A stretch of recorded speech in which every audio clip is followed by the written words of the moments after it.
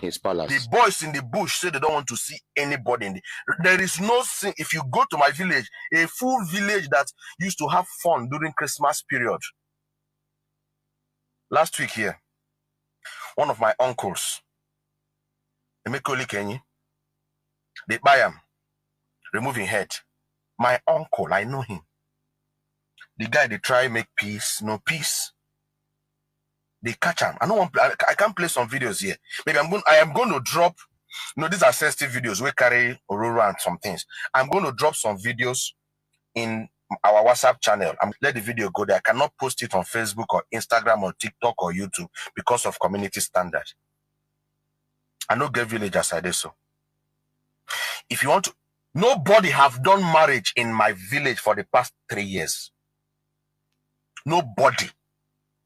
If you want to marry again now from my village, they go need. Have you people wondered sometimes why some rich men they carry their wedding, marriage, burial out from some part of Anambra State into Oka, Onitsha, Asaba? Have you wondered? This is the reason.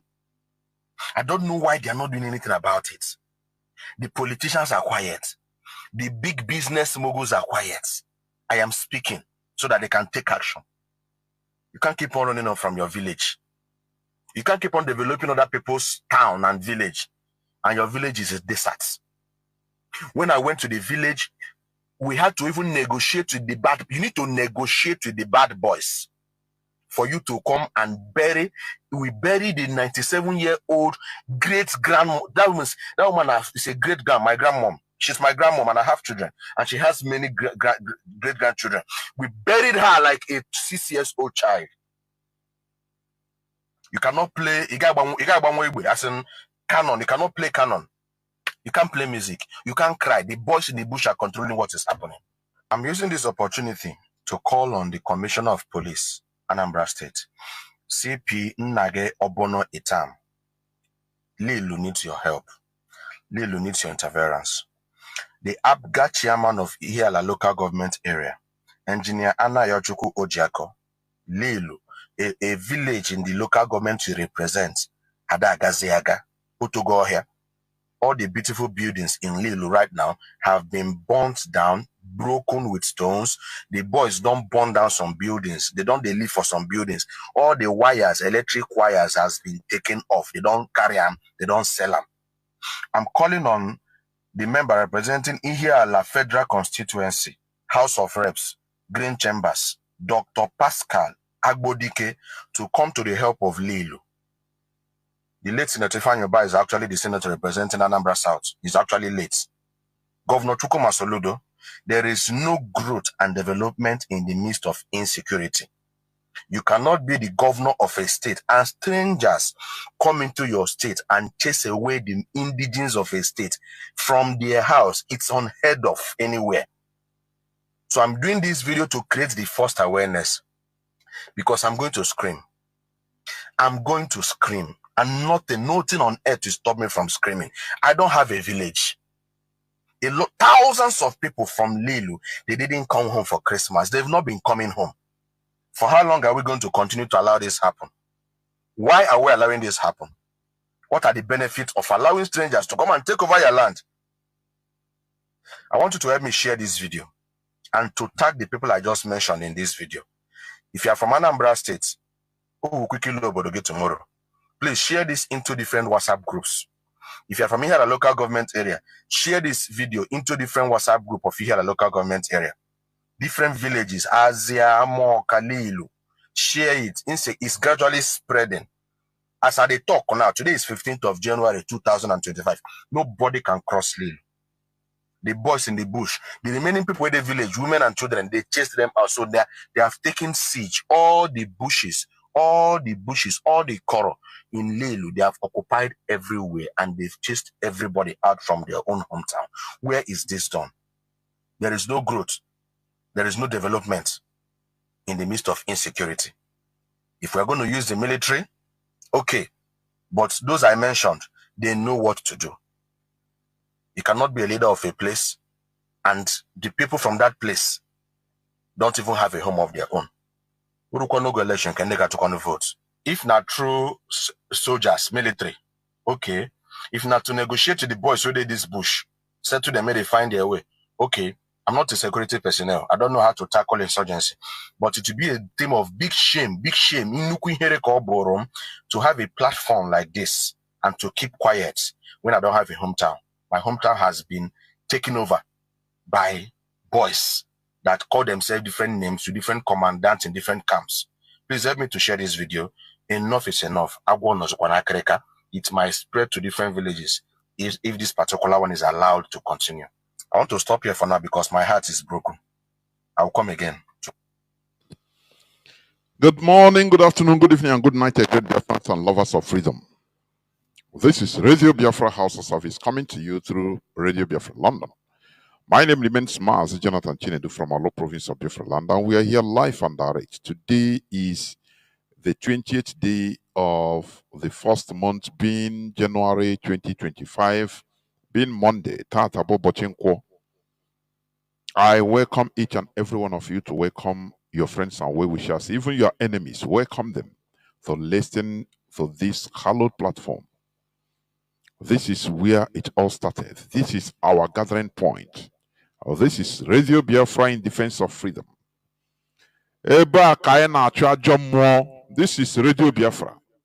We shall never change the standard being set on this hallowed platform in order to preach the gospel of emancipation, both physical and mental liberation, as started by our indomitable leader, Mazi Nnamdi Kanu, who is still in the enemy dungeon of the Nigerian DSS.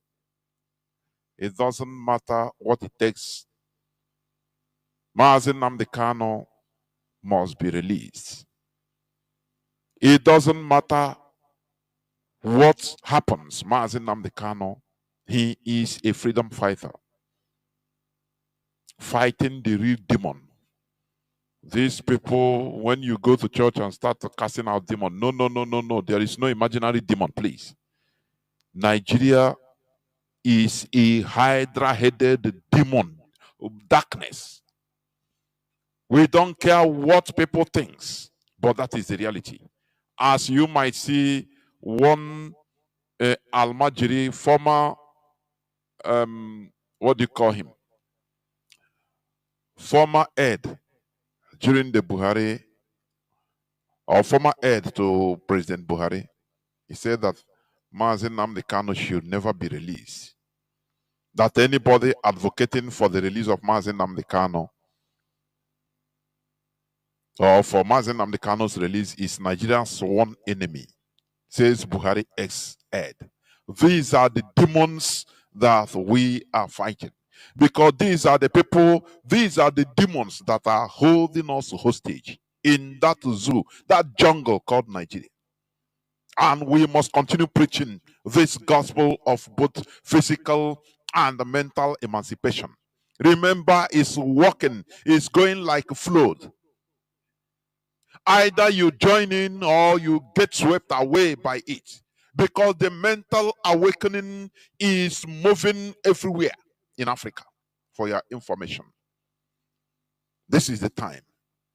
Whenever a child reaches a fetus, develops up till 9 months in the mother's womb, it will start kicking to come out.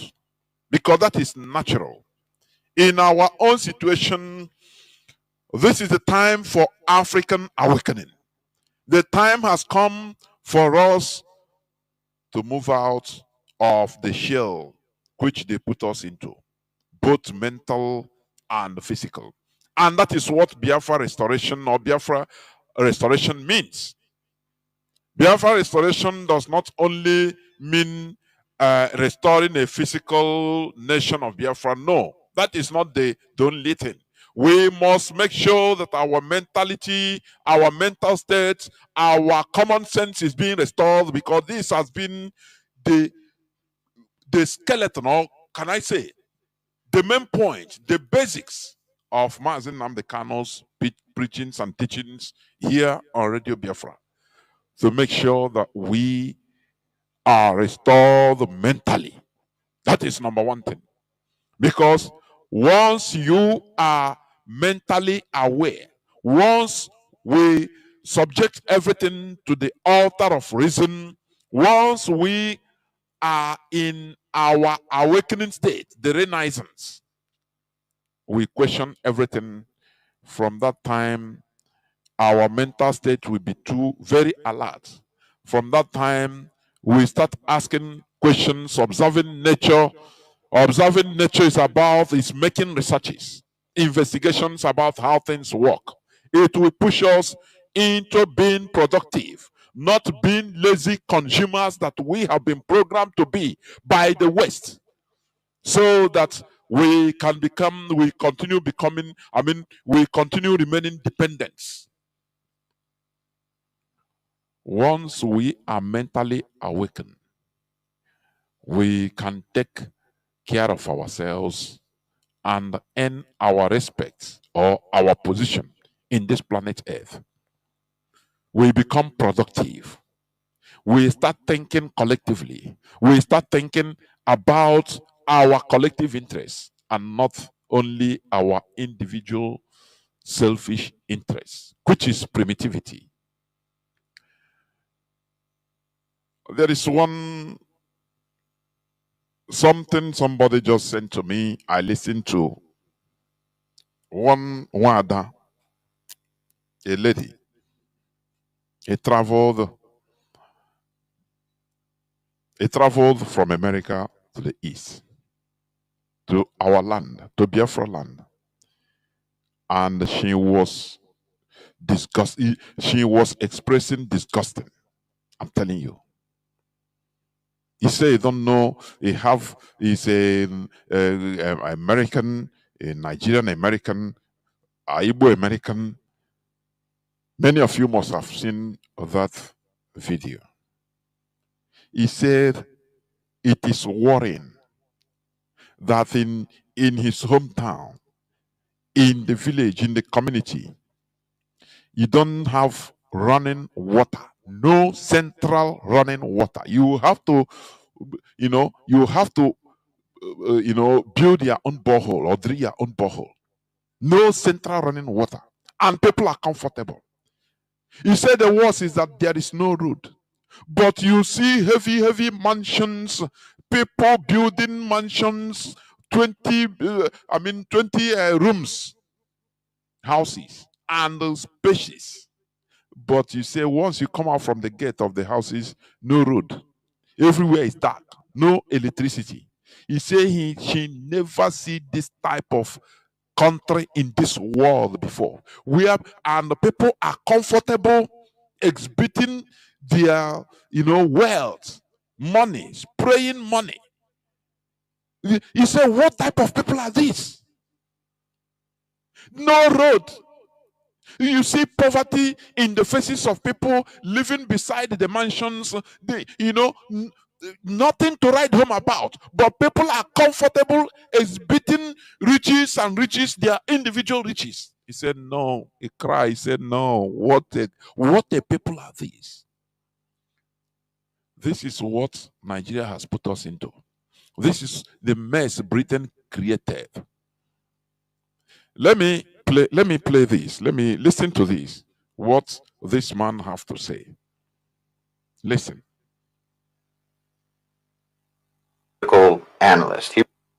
There was a book, George Friedman, the geopolitical analyst. He wrote a book in the early 2000s called The Next 100 Years, where he tried to sort of forecast what the world might look like in the year 2100. He began by talking about what the world looked like in the year 1900, and then he goes sort of decade by decade, how radically everything changed between, say, 1900 and 1930, or 1930 to 1950, and so on. And it's truly astonishing how many drastic paradigm shifts took place. Empires fell, empires rose, world wars, on and on. Really breathtaking global shifts. When you look at history that way, it's hard to wrap your head around how many changes can actually take place in a relatively short amount of time. Basically, within one person's lifetime, everything can change. In 1900, like he says in his book, London was the center of the world. There was no communism, no Soviet Union. There was the This man is talking about a book written by by one analyst. He said he read there a was a book written by one George Friedman. He's a geopolitical analyst, about how the world changes within decades. Things change. How, in the 1900s, London was the center of the universe, center of the world, as a world power. Everything was centered in London as a world power. But within few decades, London was forgotten. Listen, it's coming somewhere. Soviet Union, there was the Ottoman Empire, the Austro-Hungarian Empire, and so on. The Americans mostly stayed on their side of the Atlantic. And it seemed like this is how things would just be, indefinitely. But just a short 40 years or so later, everything changed. England was demolished in the World War. The Ottomans were gone. The Soviets emerged. Germany took over France, on and on. Really radical, unthinkable changes. Then if you go ahead a few more decades to the 1980s, again, it seems like a completely different world. And then on forward to the 2000s, it's remarkable. Everything changed.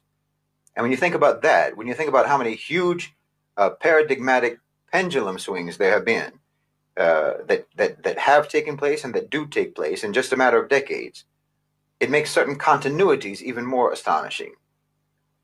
When you're able to maintain a constant amidst the radical changes that sweep over every other element of international relations, global power relationships, international relations, and so on, when you're able to actually keep something unchanged, it lets you know just how important, how paramount it is that this particular status quo remains intact, how important it is to those who are keeping it intact. And I'm talking now about the... He said, when something remains for so long unchanged, there are some people that are keeping it intact. It shows you, it proves to you how very, very important for the status quo to remain. There are people that are benefiting from it. So that is why they continue making it, keeping it unchanged. Listen, what is that never changed? Listen. West's relationship with Africa. Because he said the West relationship with Africa never changed for the past 800 years back. For the past 800 years, the West relationship has never changed. The West economic relationship with Africa has never changed. The West's economic relationship with Africa has not fundamentally changed in over 800 years. In over 800 years. I want you to think 800 years. They continue keeping Africa, maintaining the status quo in one way or the other, from colonialism, from slave trading down to conquering of Africa, colonialism. From colonization, they enter neo-colonialism, the same thing. Oh, Chineke, listen. When I see some people downplaying what the West did in our land, it makes me cry. It makes me cry. Yes, we have a role to play, but there are forces that are on top.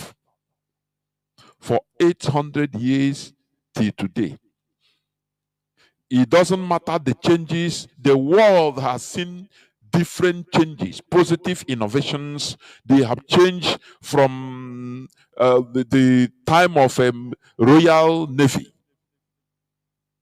The UK, United England, English Royal Navy being the world power, Ottoman Empire, this and that. We see the World War, Germany destroyed the England, they took over France, and things changed. From there, you saw the emergence of Soviet Union, and America emerged drastically. The world order changed. That is changes. But what all of them pledged to keep as it was is the position of Africa, the position of black race. is a very high conspiracy. What? Continue listening, please. This is absolutely stunning. If the drastic and rapid changes that can occur and have occurred within the West over just 1 or 2 decades, if that's breathtaking, well, what about the fact that nothing has changed between the West and... If all these changes could happen within decades in the West, what about the fact that nothing has changed between the West and Africa? Are you catching what I'm saying? I need you to think deeply all these words.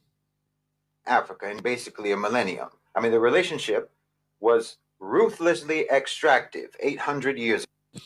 The relation between the West and Africa was ruthlessly extractive 800 years ago till today. You know, ruthlessly extractive, that is exploitative till today. Since almost 1,000 years, it is a position, a status quo of extraction, exploitation till today.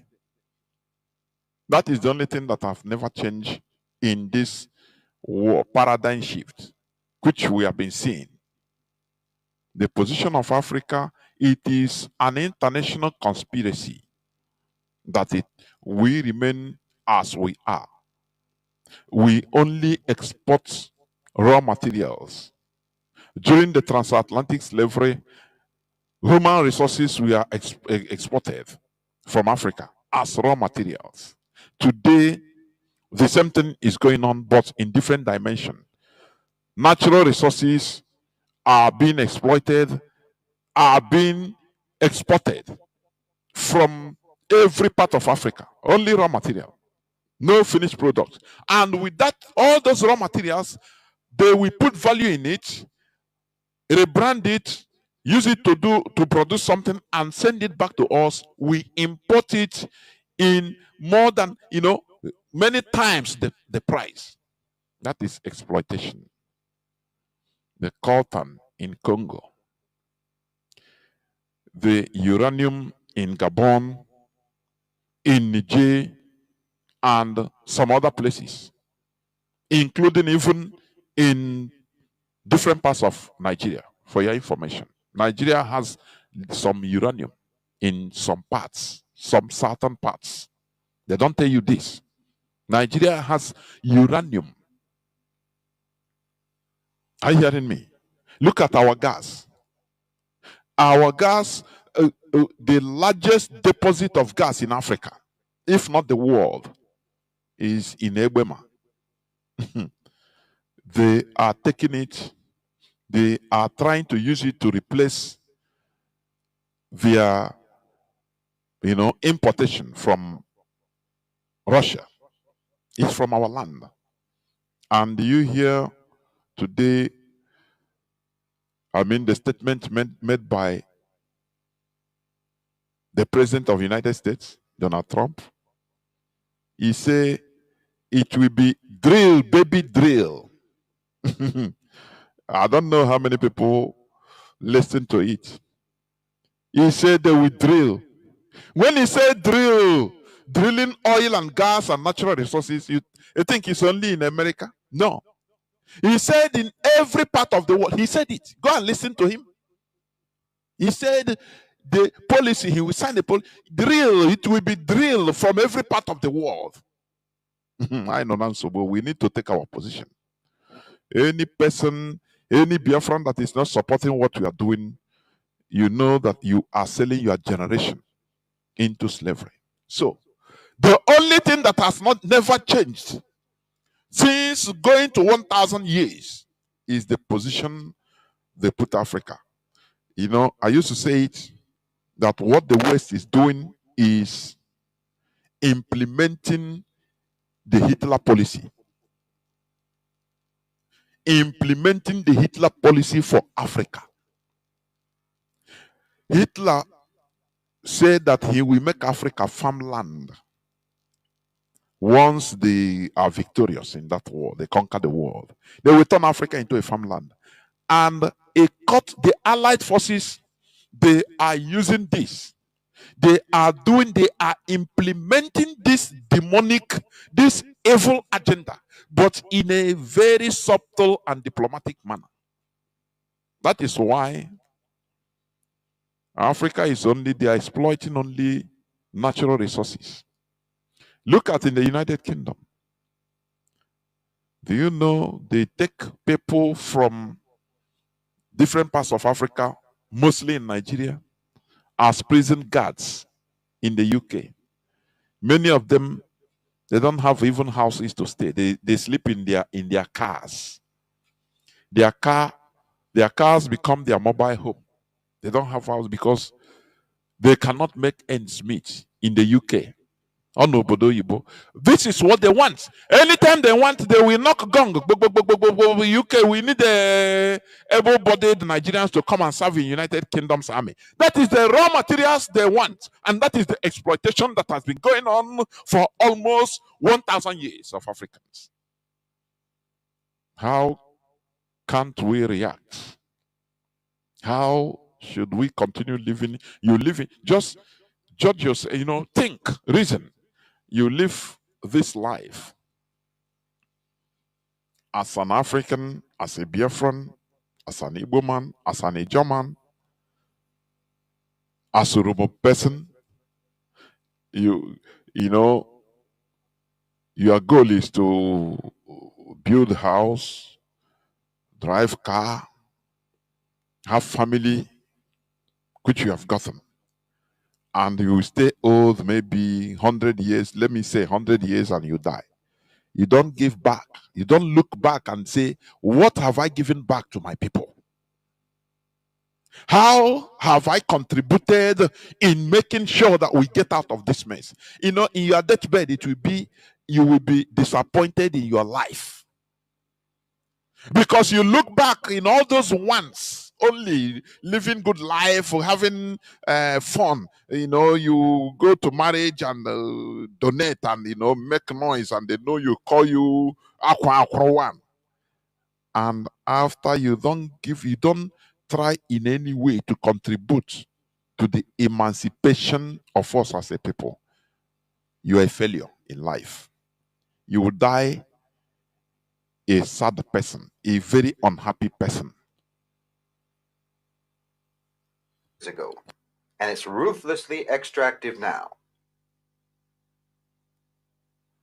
And you can't help but recognize that keeping things this way simply must not only be important to the West, but literally it must be the most important thing to the West. You say keeping Africa in the way they are. It is not one of the most important things to the West. No. It is literally, it must be the most important thing to the West. For your information. Keeping Africa the way we are. Gullible. Giving us their curriculum, the way to study, what you have to study and have pass mark, have your PhD. They narrow your researches so that they'll be in control without moving outside the cage. It is literally the most important thing to the West, keeping us the way we are. Because once you are gullible, you become exploited. That is the reality of this world. And it pays. It is for their interest for Africa to remain like this, to remain gullible. They now use religion and poison everywhere, both Islam and Christianity. And all of us are now beating about the bush. And the real exploitation is going on. Look at how lives are being wasted in our land. Look at what is happening in our land. Children that are supposed to grow up and become assets to our society, instead they become liabilities. This is the plan of the West. And do you know how they are getting it, how they are getting hold of this? Through the so-called political elites we have in our land. these are the representatives. Mazi Scavenger will say these are, prison wardens, and that is the description, the true description. Look at Soludo, what he's talking. He want to launch this and that. I will come to that. Let me finish playing what this guy said. Very important, this guy's analysis. It's so important to them that they have always maintained this status quo no matter what else changes in the world. No matter what else changes in the world, all of them agreed that, look, it doesn't matter how we fight, let us make sure that we keep Africa in their status quo, gullibility, exploitation mode, because it is good for all of them. That is the West, the Western policy in Africa. It is the most important thing in their lives as the West. Are you hearing me? That is the Western conspiracy theory. I mean, the Western conspiracy against Africa, against black race. That's why anywhere you see black country, like Haiti, that's supposed to be, a highly developed country. All of them, the Western hemisphere, the West made sure in order to block it, to make it rotten, so that there will be no example of black country that progressed. It is to their interest. I want people to envisage what is going on in this world. It is the most important thing. Endless war in Congo. Look at in Nigeria.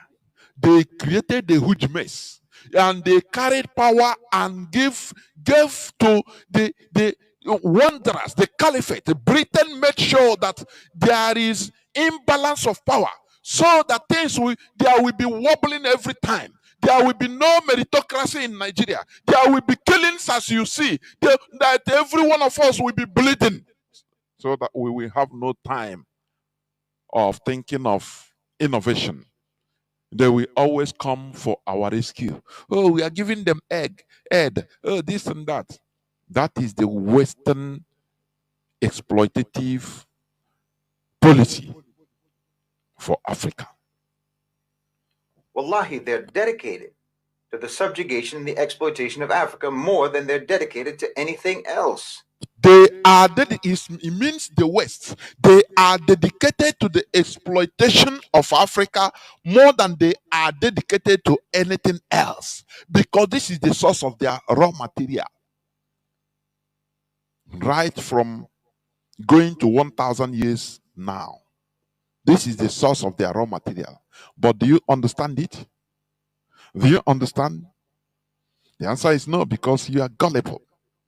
That's why when you see what we are doing, we are not only trying to restore a flag independent Biafra, but a mentally awakened set of Homo sapiens that can fight their way through innovations, through building, through human beingness, in order to showcase that we are not only supposed to be raw material exporters. Do you hear what I'm saying? These people, they are ready. Are you hearing me? Everything else is allowed to change except for this. This must never change. And it's not difficult to see why. I mean, it's the subjugation and the exploitation of Africa that has enabled the West to impersonate a superior civilization. It is the subjugation and exploitation of Africa that has enabled the West to impersonate a superior civilization. Do we understand what this thing means? Because of their subjugation and exploitation, they put us in a way that we now accept that they are superior, that they have superior civilization. That is why when you see a gullible Igbo person. He will tell you that the West, Christianity brought civilization. This is the place they have put us into. Stay there. Don't get out. Make sure you continue accepting that, look, that we are superior. Oh, no, I don't know. This is the sorry situation we are in. We must contribute and fight this through this restoration, because what we are doing is exposing the evils that have kept us where we are today, so that we understand our problems and now look away, find a way to fight it. Because the first part of solution to a problem is identification of that problem, identifying the problem. That is why whenever you are sick, you are having headache, you are having dizziness, you go to the hospital. They don't carry medicine of dizziness and headache, start giving you. No, no, no. These are symptoms of the disease. Because there are many things, there are many diseases that can cause you the same symptom or similar symptoms. So they don't just say, okay, take ima in our place, Ghana chemist, a mix, which is very wrong. They first of all refer you, go to the lab and check yourself. Let them determine what is wrong with you, the cause of this, your dizziness, the cause of this, your headache, what it is. Now you come back. When you go to the lab, you do the test in order to identify the cause of these symptoms you are now experiencing. That is what we are doing here. We are elaborating the causes of the diseases we are seeing in our land, in Africa today. Men, they first of all cage us mentally in order to accept that, look, people that have exploited us for centuries, almost 1,000 years, they killed us, raped us, they killed us for fun. All of a sudden, they call us sinners, that they came to save us. And they forced us into accepting this. They nail it into our head, so that we continue blabbing it. Oh, they saved us. People that killed us, that we're supposed to be annoyed, now we are accepting that, oh, they are our saviors. It's an insult to Africa, to the great Al-Kabulun. It is an insult to the mother of humanity. It is an insult. I'm telling you honestly. It is time for us to change our mentality. It is time. It is this dear exploitation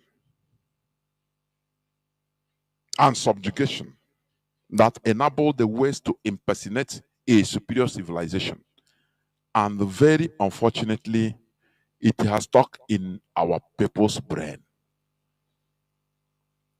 Because they stopped our own civilization, they blocked it. They made sure that we should never advance in our own way. Now they start teaching us new life. This is the way for you to do it. This is the way government, you have to be democracy, you have to elect, and you have to swear in a president. You have to use Bible or Quran and swear in. That is the only way you can make it and advance. And now you come and apply, World Bank will lend you money.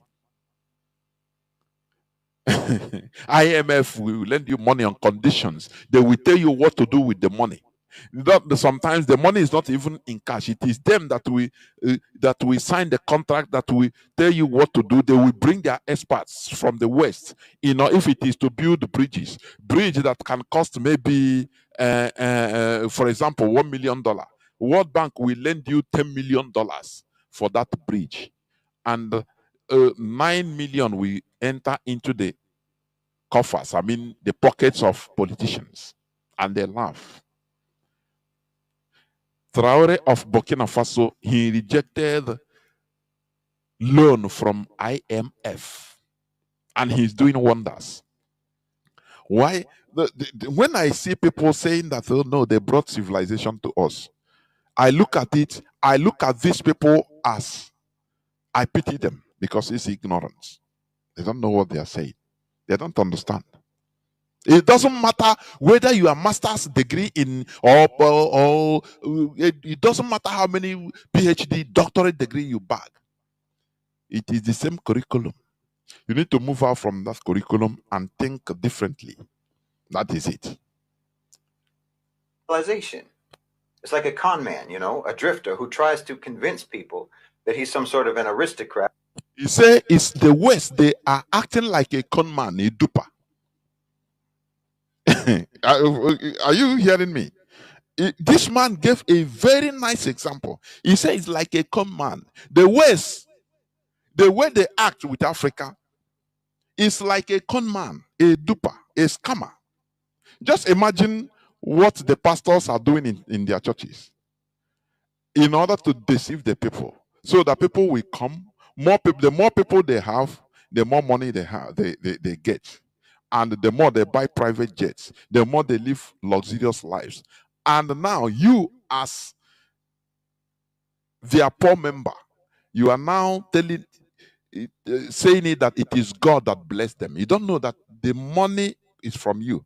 Once you disappear, the whole congregation of a church disappears.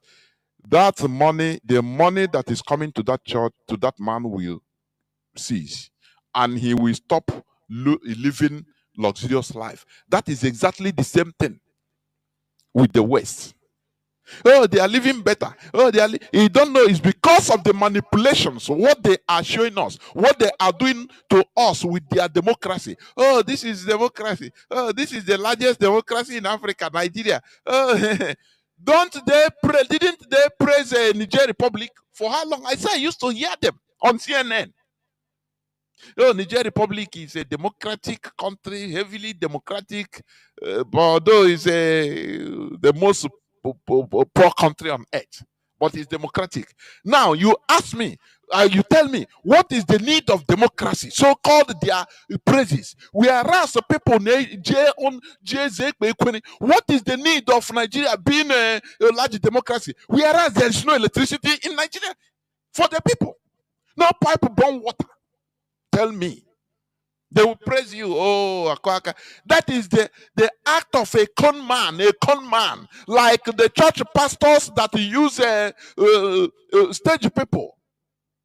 People from you don't know them, you don't have their addresses. They will come where they gather people in their church and they walk like a mad person, you know. And after pastor will say there is somebody mad here, they will say yes, bring him. They bring him in, do abracadabra, and the person will become whole, not knowing that he's a pretender, he's a hired person. It's just the act of a con man. What is the mission? The mission is to convince the people that he has power, that the pastor has extraordinary power, so that whatever I tell you, you do. Oh, you fear him. You need a pastor, need money. You know, God need money, and people will give. That is exactly the same relationship between Africans and the West. That relationship between the GOs and the population, where they see him that he has power, whereas even Ofunkura aspirin he don't have. It's just the people that are promoting him. He don't bring the highest that you are boy. Put him face to face. So you use your power. You command me to die. Command me to fall and die. If you don't command me within 10 minutes, I will use your hand and blow you. We do that experiment. You see that they don't have power. The power they have is all that's scam. That is exactly the same relationship between Africa and the West. They pretend, they push something, manipulate something, and they pretend, and now they push you into believing them that, oh, they are superior. Nah, they are superior. Have you forgotten Halliburton scandal? These are Americans. They came and bribe, enter into bribe and corruption. They can engage and corrupt everywhere. In Africa, in Congo, they put endless wars. You see, the Christopher Musa, the Nigerian general, he said that the NGOs, what are the NGOs? Why are they inside the Boko Haram den, ISWAP den? They don't fear. Where the soldiers, Nigerian soldiers, are afraid to go, these people are there. And whenever they catch a terrorist, a Boko Haram terrorist, they will see him, he has dollars with him. How are these people getting these dollars?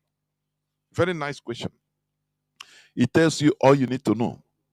They continue making you bleeding. They will go to all these fundamentalists, tell them that, look, you have to get back.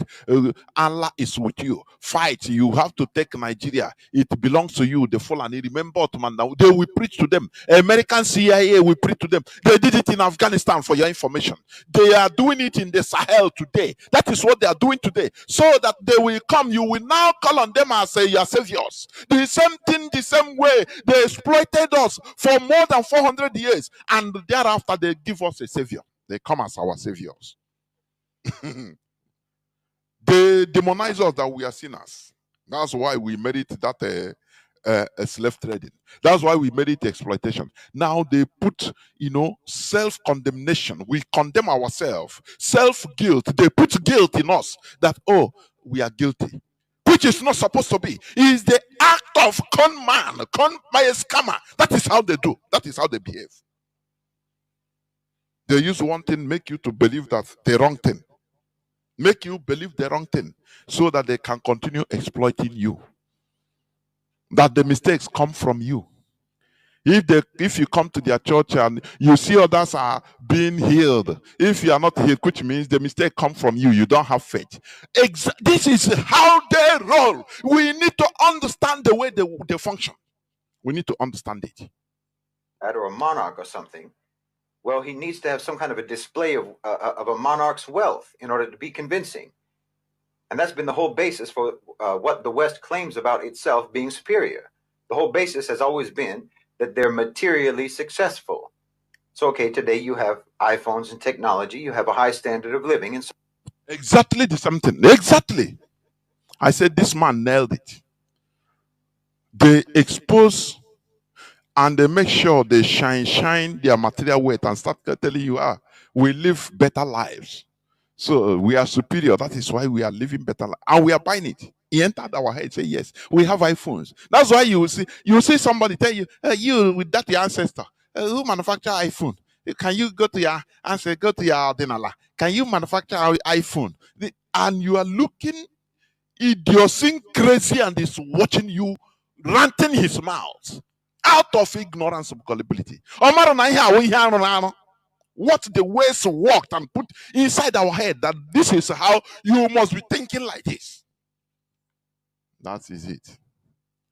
That they have high standard of living. You don't know that all those things are stolen goods. It's just like you flaunting, for example, Rolls Royce of maybe $2 million. Maybe you bought it illegally, stolen, and you bought it maybe $100,000, and you'll be flaunting it. You have Rolls Royce, whereas it's stolen. Are you hearing me? That is the way they behave. So forth. So that means that you must be better. You must be more intelligent. You must be more evolved. You must be more civilized, more advanced than the rest of us. I mean, look how nice their places are. See how much better their stuff is. Well, this is all reliant upon the vicious pillage and plunder of Africa. All these things they are flaunting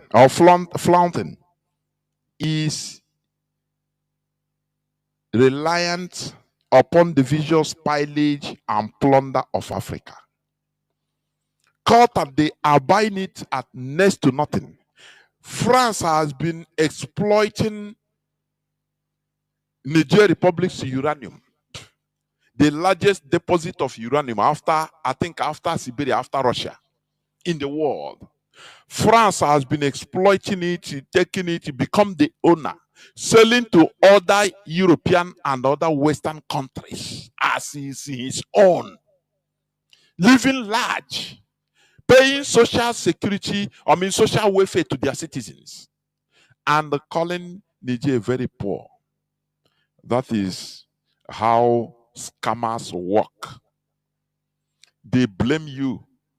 That they blame Africa. Oh no, you are fantastically corrupt. It is your fault.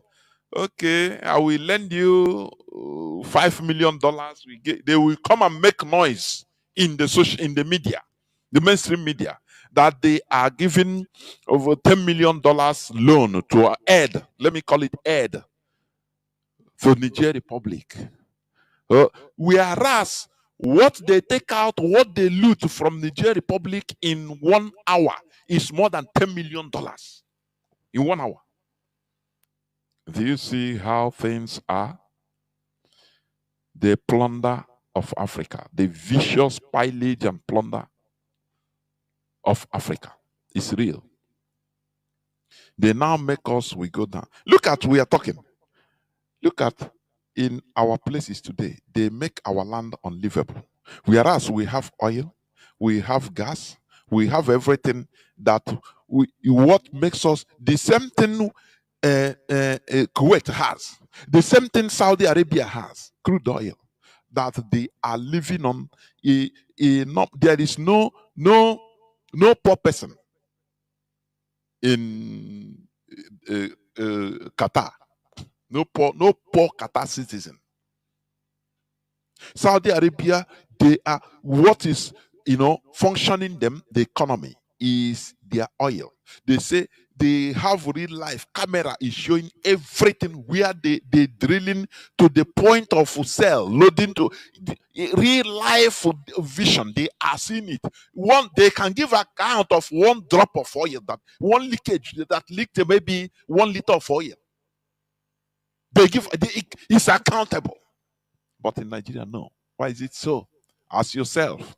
It's a policy, general policy that look, it doesn't matter how we fight as we are the West, that all of us, we must make sure to keep on subjugating Africa, because we must keep that policy of exploitation of Africa, only providing raw materials, no finished products. It must be there.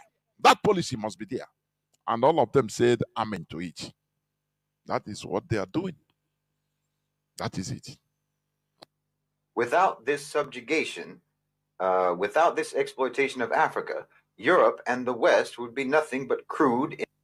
Without this subjugation, without this exploitation of Africa, Europe and the West would be nothing but crude. Emaciated serfs, barely producing enough to survive. Their wealth, barely producing enough to survive. Their wealth was primarily derived from theft and plunder. Till today, that is it. Their wealth was primarily derived from theft and plunder. Was primarily derived from theft and plunder, from piracy and slavery, from piracy and slavery, from mass murder and crime. Murder and crime. This is just a historical reality.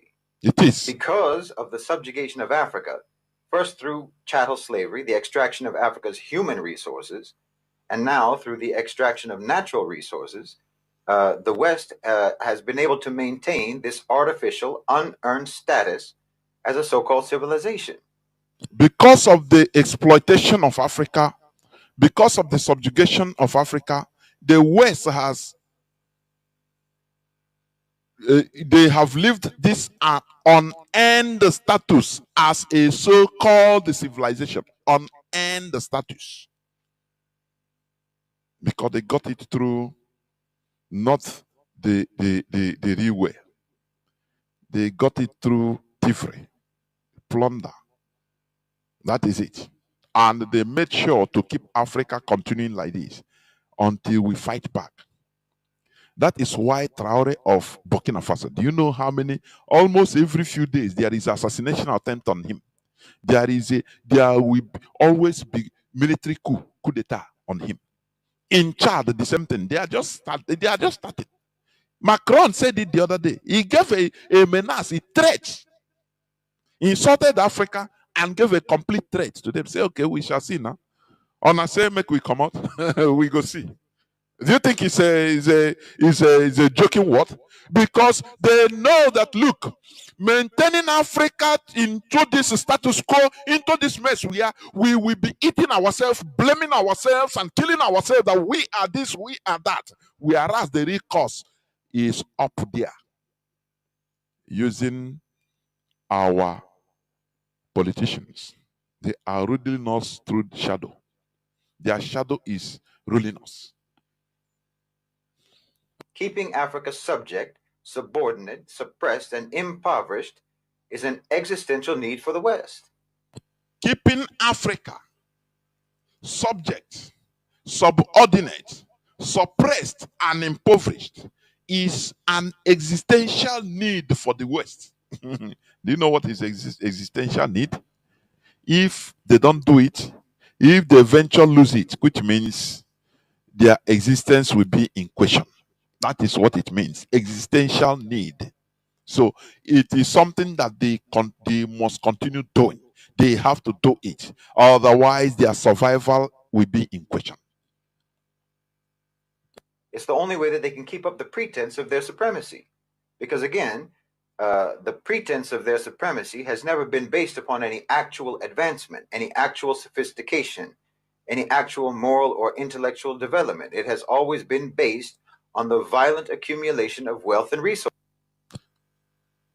This their so-called civilization has never been based on actual way of doing things, on moral and otherwise. No. It has always been based on the violent accumulation of wealth and resources. That is it. And not that they do it and after some time they leave. No. They want to continue. How look at, just as you are listening to me, watch around what you are wearing. Watch around what is in your room.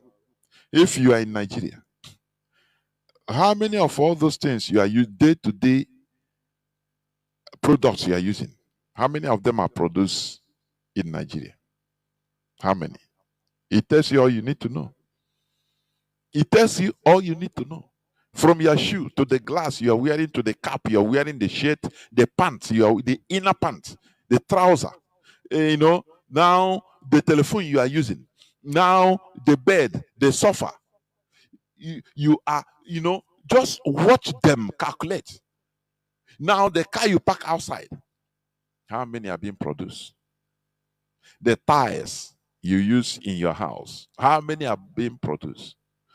You can bet me, or I can bet you that most are being imported. Most are imported. Don't you see that we are not we are just existing. We are just surviving. We are just surviving under the mercy of these people. Because once you are not productive, we are just surviving for nothing. I'm telling you. Sources upon brute power, deceit, and conniving. And Africa, the subjugation of Africa, is the most vital necessity for keeping this con going. I mean, right now, the trade relationship between the West and Africa is that something like 70% of exports to Africa from the West are manufactured goods, and imports from Africa are just the raw materials used to make those 70% of imported goods into Africa are manufactured goods, and the exports from Africa are raw materials. Ask everybody, what is Nigeria exporting to Britain, to America? It's crude oil now, gas. Today they are trying to connect cheap gas pipeline from our land to Europe. And they surpassed Southeast. In Igbo land, no gas. No. They made sure to not to lay any pipe that give us gas. And the gas is from our land. Do you see the reality of what I'm saying? Is there. So, what is the solution? Why we are saying this, we are trying to diagnose the problems we have so that you understand it. Because you understanding the problem or the cause of the problem is one step to the solution. Is a step towards the solution. Without you understanding, without us deeply understanding, calculating the problems, our problems, or the cause of our problems, you will be wallowing in what? Absolute gullibility. Are you hearing me? It's just like what people are showing, how I saw on, even I put it on my platform, Facebook platform. An Hausa person, Aboki, selling carrot and all these. Akiawasa. He will piece in a bottle. Use the piece. You don't know which kind of disease these people have. He will use the piece, be pouring on the Akiawasa. And an Igbo man, a fulefu, normal Igbo man will go and buy Aboki. He will say to you, you eat it. And you develop, your leg will start swelling. Maybe the thing have gone, it damage you, contact a disease that damage your kidney. Your leg will now be swelling.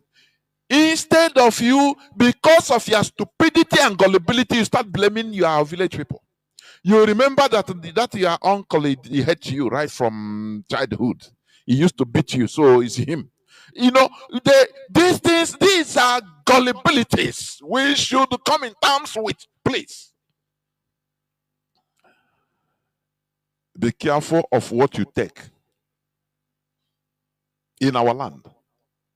Be careful of what you put inside. Your mouth it should be holy. Your mouth. Be careful of what you put inside your mouth. Be careful with it.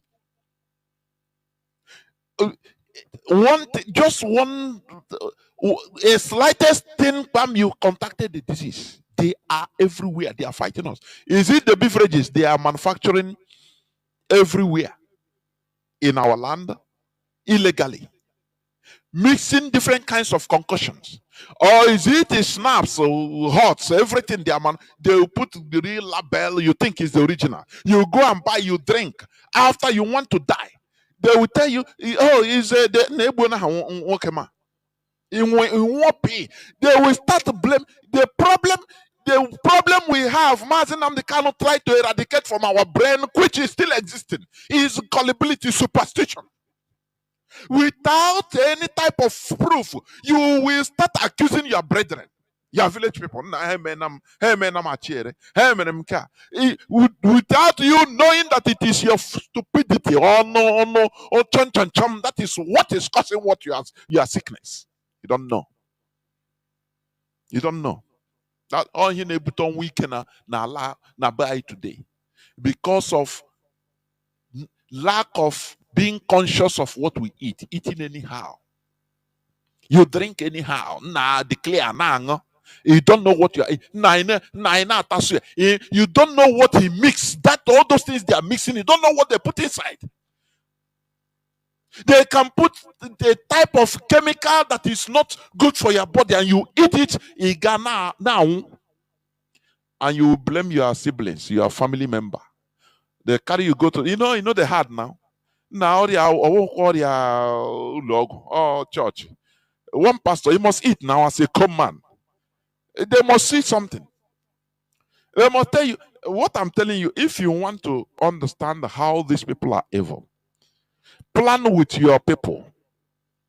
Just plan with maybe a few of your brothers, one or two of your brothers. Pretend to be sick of one type of illness you don't know. Maybe a pogishi. Say, if you know these are things we are intelligent people, we should be intelligent.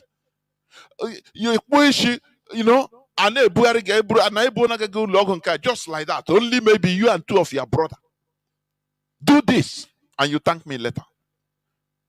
You see that person, they say have power. Say na church, your church pastor. Which is not. Let them carry you go there. You must see something now. Whereas you are healthy, you know that you are healthy. He must see some. He must tell you that, look, is your brother, or is your, don't you have a uncle that is, aye, you see him, they want to kill you. They, aye, oh, chere kenyere gi. There you will confirm that these people are evil in our land. But because we are gullible and stupid, we don't decipher. We don't find out. Here on Radio Biafra, is established to cast out the real demons in our lives, in our brains. The real demons of gullibility and superstition in our brains. That is what we remove from here. Radio Biafra. Oh,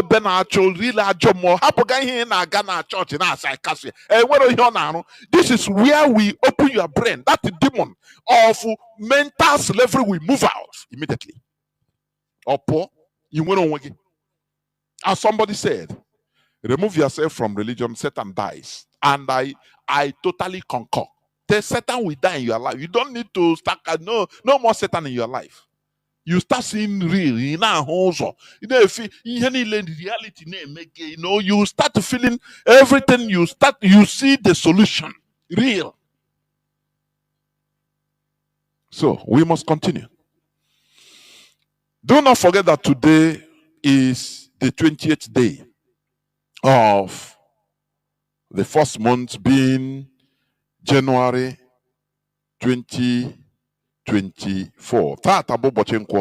We are live and direct. Radio Biafra is in defense of freedom. This is where we preach the gospel of both physical and mental liberation. Nothing more. That you may know the truth, so that the truth shall set you free. You cannot know the truth without hearing it. It's impossible. You cannot know the truth without hearing it. The same way you cannot know somebody without either seeing the person or hearing from the person. No, you must see the photo. You must hear from him. So hearing is the first step. Now, for you now to go and make your researches in order to confirm whether what these people are saying, whether it is true or not. That is it. Once you find out by yourself, now you become liberated. That's it. No mumbo jumbo superstition. No. That is it. So, as I was saying, there is this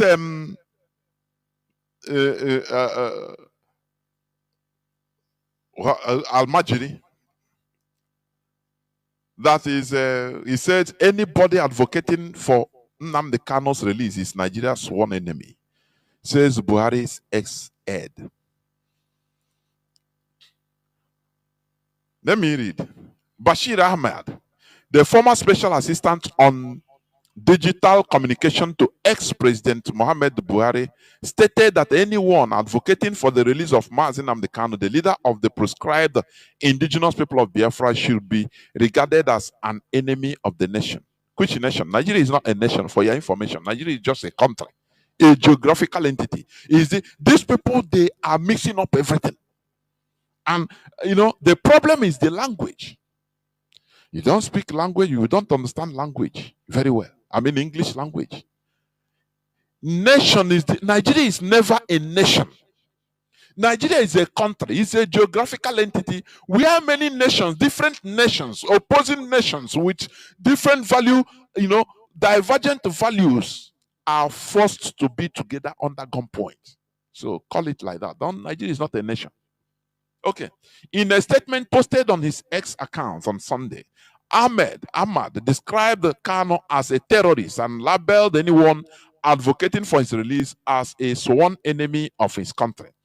Ahmad noted that he would only support Kanu's release if the separatist leader undergoes rehabilitation and renounces his derogatory views about Nigeria and its citizens. Let me show you also what is derogatory. Let me also show you from okay, from the UK,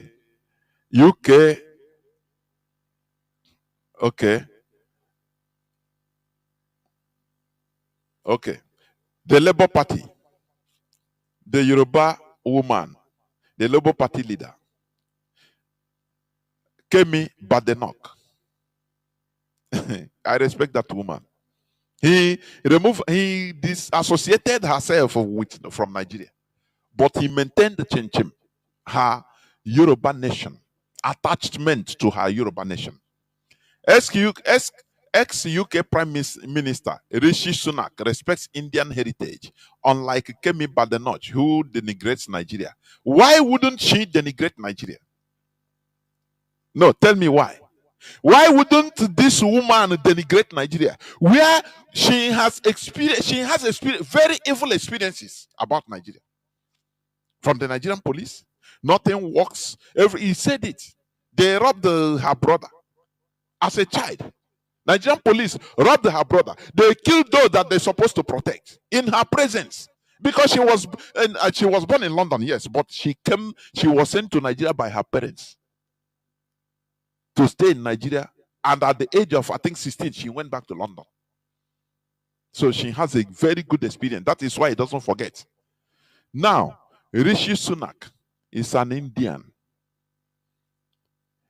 India is advancing through their own way. You cannot see Indian presidential candidates going to Chatham House, going to number 4 or number 42, number 10 Downing Street, to look for approval from Britain before they can go back and rule their people. It doesn't happen. India kept their heritage as Hindus. Do you hear me? Do you know that as I'm talking now, you have the congregation of the largest group of people under this planet Earth? It is not Mecca, and some people think it's Mecca. Mecca only you have maybe 1 million people gather, or 2 million people gather at once in Mecca in their Hajj. In India now, in their programming, in their religious program that is going on now in Ganges River, they have a congregation of 400 to 450 million people gathered there, worshiping their river, washing away their karma in their own way, their culture. People came from all over the world. They respect their river. They don't say, no, this is the paganism. It's ancestral. It is their thing. That is why Rishi Sunak, he is proud to be who he is. Do you see that? They were colonized. India was colonized. And but they kept their thing, their dignity. India, first of all, rose in a war, violent agitation against British colonization. But after 2 years, they were defeated. Britain massacred them. Britain have the history. It has a history of genocide all over the world. They massacred Indians. They burned everywhere, villages. And Mahatma Gandhi have to run away to South Africa. He now decides that, look, if we continue this violent agitation, we'll be losing. That is when he started the peaceful agitation.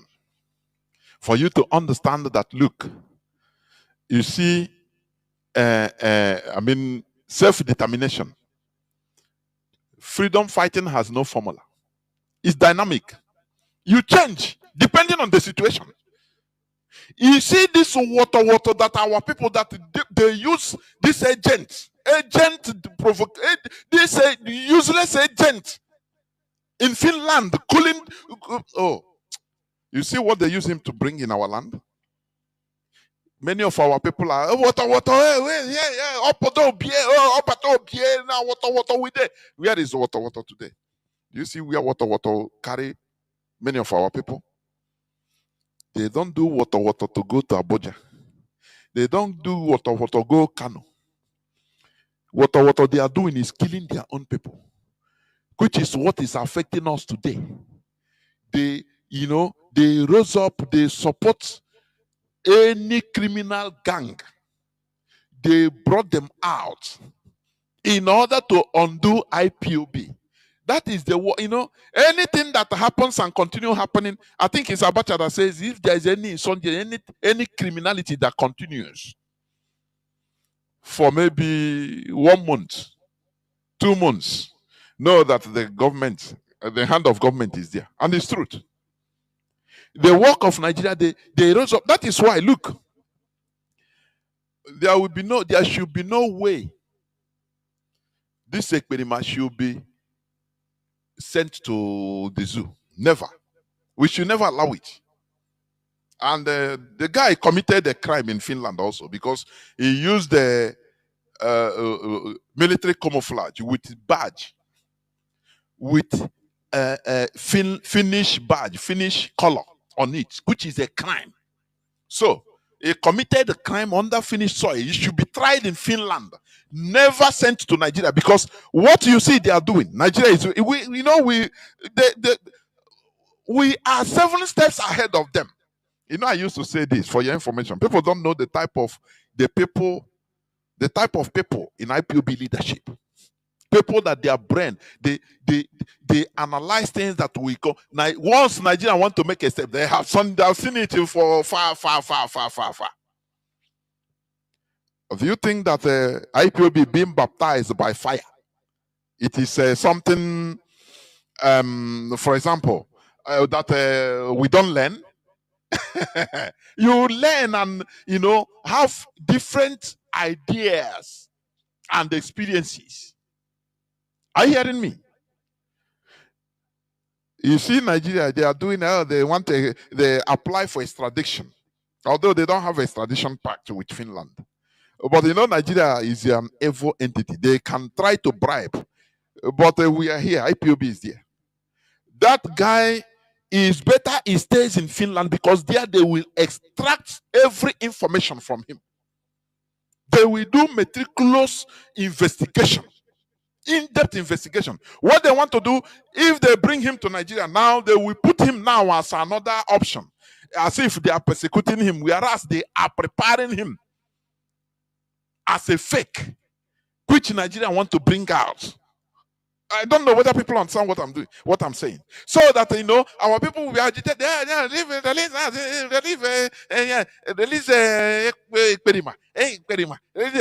They will now, they know that our people are gullible.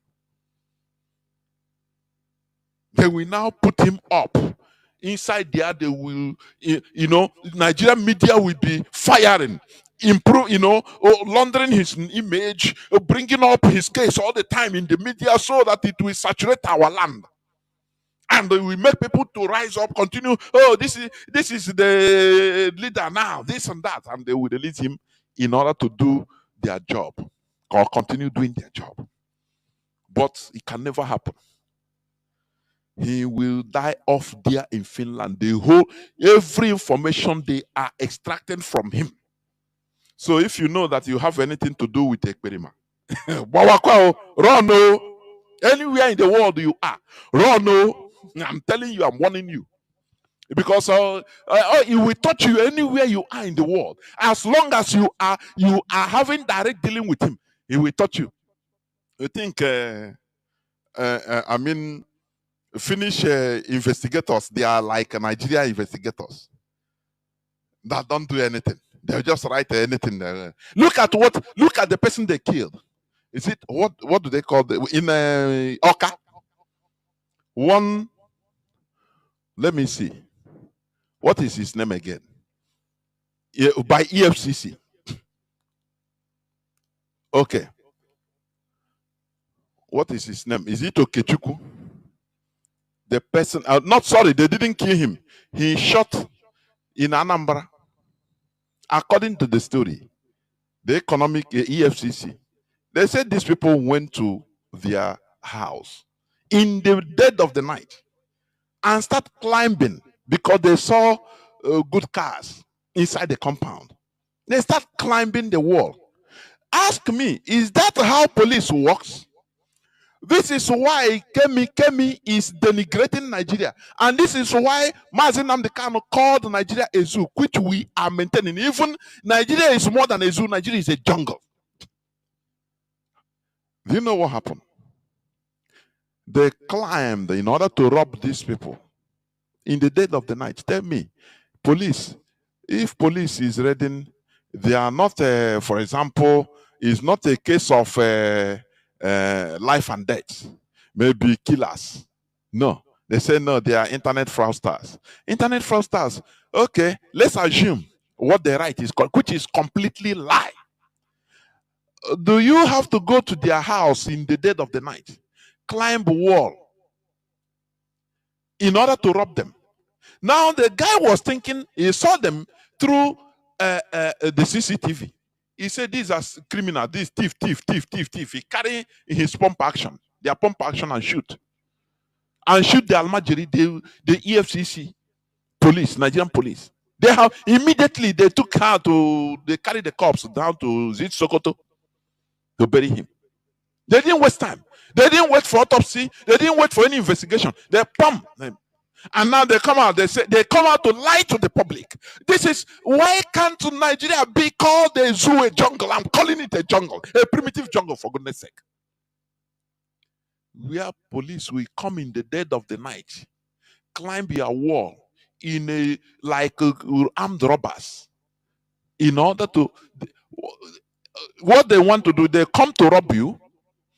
If, for example, they rob you, they carry your cars, they can kill you. If, for example, they kidnapped the person, and tomorrow the families will be saying, some people will be saying, no, I thought these people are police. Police will deny that. No, these are, we don't have any police people there. No, no, no. Let them go and look for who robbed them. It's not the police. They will deny completely. The Nigerian police, it has happened many times. That is why we in a quagmire in Nigeria. We are in a mess in Nigeria. Police will come to kidnap you as kidnappers. When you retaliate and self-defense, maybe you wound or kill the person. It's that time they will come out and formulate an allegation from nowhere and say, now they will come and say they are police. That they kill policeman. But if you didn't defend yourself and they kidnap you and kill you, your siblings will start looking for you. They will say, this man has been kidnapped. We didn't never see him. If they go to the police to report, the police will deny, say, no, no, no, it's not police. So no, nothing. We don't know anything. Do you see what we are suffering as Biafrans in Nigeria? That is the way Nigerian police is acting. You do right, you are a victim. You do left, you are a victim. You don't do anything, you are a victim. Where do you think that they will continue pursuing us until when? Until when will this thing end? They brought out the useless allegation. Oh, he's a fraudster. He's an internet Yahoo boy. So, he's internet Yahoo boy. You are climbing his wall in the dead of the night. Is it not to kidnap somebody? These are kidnappers. It shows you that Nigerian police and military, Nigerian so-called security officers, military officers, they are the ones, a part of the people that are doing what they are doing in our land. Had it been this guy did not kill one of them, they would have killed him. Because he has gone, that's why they run. And after they start shouting that they are police, this guy is killing police. The guy didn't say, these are thieves, so. That is why his parents, his father went to the police and said, these people are thieves. Why should you come like that in the dead of the night? Climbing my wall. For what? And now they turn and say, no, they are, it is them. What they say that in Chinese television we carry. Very useless. They hold us like in a cage. That is why we must liberate ourselves from all corners. Soludo is talking about nonsense about insecurity. Let me continue. I never finished that. So this man, Bashir Ahmed, in a statement posted on his X account on Sunday, Ahmed described Kanu as a terrorist and labeled anyone advocating for his release a sworn enemy of this country. Ahmed noted that he would only speak support Kanu's release if the separatist leader undergoes rehabilitation and renounces his derogatory views about Nigeria and its citizens. What is more derogatory than a country that has a country of 240 million people but have no electricity? They cannot generate electricity. What is more derogatory? What is more derogatory than a country where snake will swallow billions of naira and dollars, and it becomes official? It's official. What I'm saying is not maybe informal. Official version. It's official that snake swallowed the $2 billion, and everybody it is written. Where is the $2 billion? They say no, snake has swallowed it. Officially, it is written there as the cause of the missing of $2 billion. Oh, snake have swallowed it. Where rats can pursue the president from Asorok. What is more derogatory? What are these people talking about derogation? Do they know what is more derogatory? Where terrorists are in control in Asorok as governors, where there is no meritocracy. This Ahmed Bashir, does he know what does he know to be a cabinet member? He said, let me look at his position again. A special assistant on digital communication. What does he know about digital communication? If you watch it, if you maybe look at his qualifications or his CV information, you will see that maybe he went to Al-Majiri school in Zaria. From there, he traveled to Sudan and studied Islamic religion. He know how to read Quran. That is the qualification he has for being digital assistant in a country called Nigeria. What is more derogatory than that? That idiot. Tell me. Why should we be, they are insulting us to the extent that insults is a joke to what they are doing to us. That we are good for nothing. People so talented like us. All of you see Ahmed Bashir as he was assistant, special assistant on digital communication. What is more derogatory than that? What is more derogatory than in Nigeria you have 3 or 4 refineries where none of them is working? They built another one by somebody, Dangote, multi-billion factory. But every day it is a problem. Even to have a crude oil, they have to either they say they will pay with dollar, they will buy with dollar, and you see that everything about Nigeria is the bureaucracy. Everything about Nigeria is no straightforwardness. It's about politics. I put it on my timeline. I think they are reading. It's a budget committee or something like that. House of Assembly or Representative Budget Committee, special committee on something. The budget documents, papers they are reading, they share every other person a different thing. Everybody was looking at their things. We are correct there. They are in whatever they have. 1 + 1 there is 2. 2 + 2 is 4. So the chairman started reading, and they saw that what he's reading is different from what they share to them in a country. What is more derogatory than that? Ahmed Bashir. Why should these people? Why don't they like truth? Because they can never build civilization. It's truth. They take over and destroy everything. That is Fulani for you. They never build civilization. They never build one, even one village they cannot build. What is interesting in them for them is take over, control, and destroy even what they have. That is what Fulani is doing. Do you remember is it the former naval intelligence officer, Olawomi? Do you remember? Do you remember what he said? He said that the problem of insecurity in Nigeria, it should be solved. They can be solved in not only kinetic, using force. No, go after the people that are sponsoring them, but they disagree because they are in charge. So what is more derogatory than that? Where they are killing people, the Fulani, they are in charge, they are everywhere, killing and destroying. They don't care about development. That is not their problem. Is take over first. That is why Britain loved them. Take over and plunder. And allow, they give Britain 100% open door in order to plunder, as long as Britain favors them to be in charge. So that is why they are the love of the West. That is why the West is using them as terrorizing, West Africa in the Sahel. So it terrorizing Fulani terror. They use them. Till today they are using them.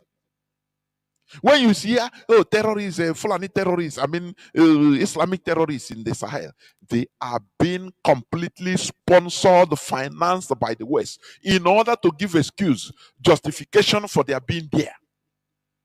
That is how they behave. And that is what they are doing. So the Fulani is their willing tool in Africa. They are now going downwards, down to Central Africa. They are there. The terrorists, they are now going down to southern part of Africa, in Mozambique. That is the truth. It being important, the West want to use these people in order to subsume Africa, so that they will have justification to be there. Look at France. How long has France? Since 2013, they came. After destruction of Libya by the West, now they flood everywhere with arms. They now say, okay, come back, so that strike with arms, sophisticated arms, Western arms. And the people will be shouting in their countries, and they will say, okay, they will now see France as the savior, America as our savior. Come and help us, so I beg. Anything, let us be safe. That is their politics, for your information. It is their politics. They terrorize you. Indirectly, they use their minions in order to terrorize you. They are pawns in order to they are foot soldiers, terrorists, in order to terrorize you. Now it's you that will be going to beg for them to come and help you fight them. But you don't know that they created the problem. That is why I give example with what the religion they brought to us. They killed us for 400 and something years. They bought us with money. They destroyed our children. They raped they bought us like farm animals. And in order to calm the nerves of Africans, now they bring us savior. They brought us savior. Say that, you see that Chukwuoke Abiyama, Chukwuoke, you are worshiping. He born a child in their land. So that child, once you believe in him, you become saved because you have sinned. As long as you have sinned, you're a sinner. They condemn everybody. You're a sinner. Whereas they are saints. People that killed us.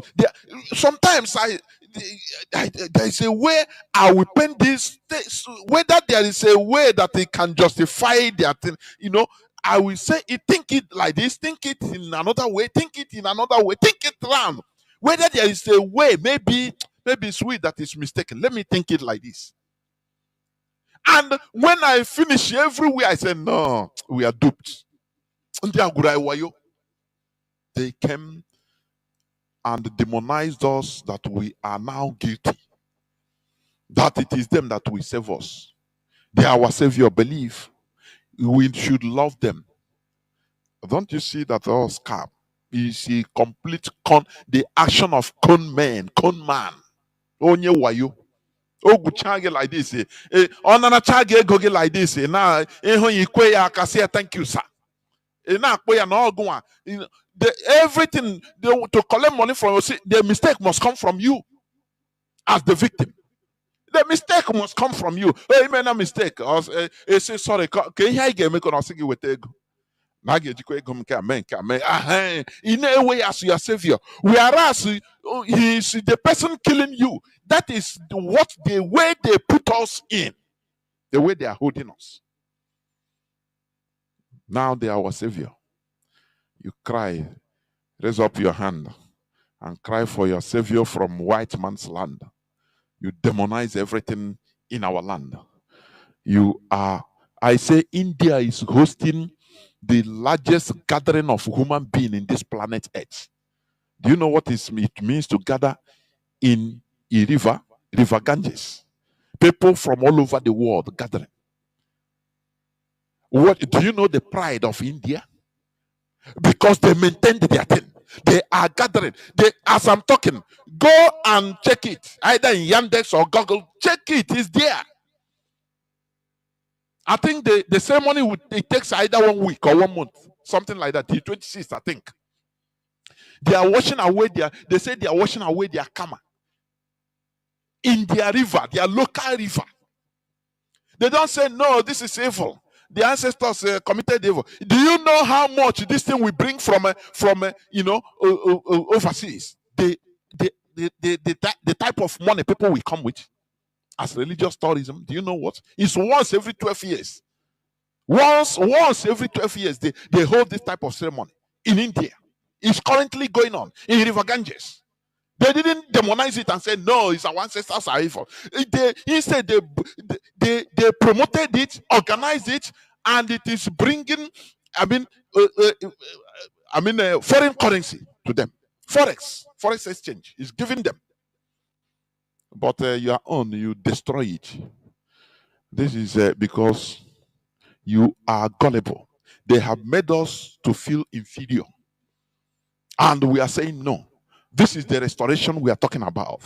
So, this man, Bashir Ahmed, that is saying that Mazi Nnamdi Kanu should be rehabilitated. Rehabilitated to be, which means he wants Mazi Nnamdi Kanu to become gullible like them. So that tomorrow Mazi Nnamdi Kanu will come out and say, let me vie for a senatorial position. So that all of them now go Piazi. I see Mr. Speaker, Saya Bulias, Mr. Speaker, sir. I am representing Abia South Senatorial Zone. We want not that I'm looking for secession, but we want Mr. Speaker to approve a road project to enter Lokoro. Afaribegu. I say, shut up, sir, shut up, sit down. Every part of Nigeria is suffering. So that is what he wants. But the answer is no. Mazi Nnamdi Kanu is a freedom fighter. For your information, uncompromising freedom fighter. This person that is talking, Bashir Ahmed, watch him. If he is sick, he will fly to London. Or he will go Saudi Arabia or Dubai. But Nigeria is not a zoo. He don't want to derogate the derogatory of Nigeria. Kemi Bedonek, he denigrated Nigeria for a reason. Are you hearing me? He denigrated Nigeria for a reason. And they are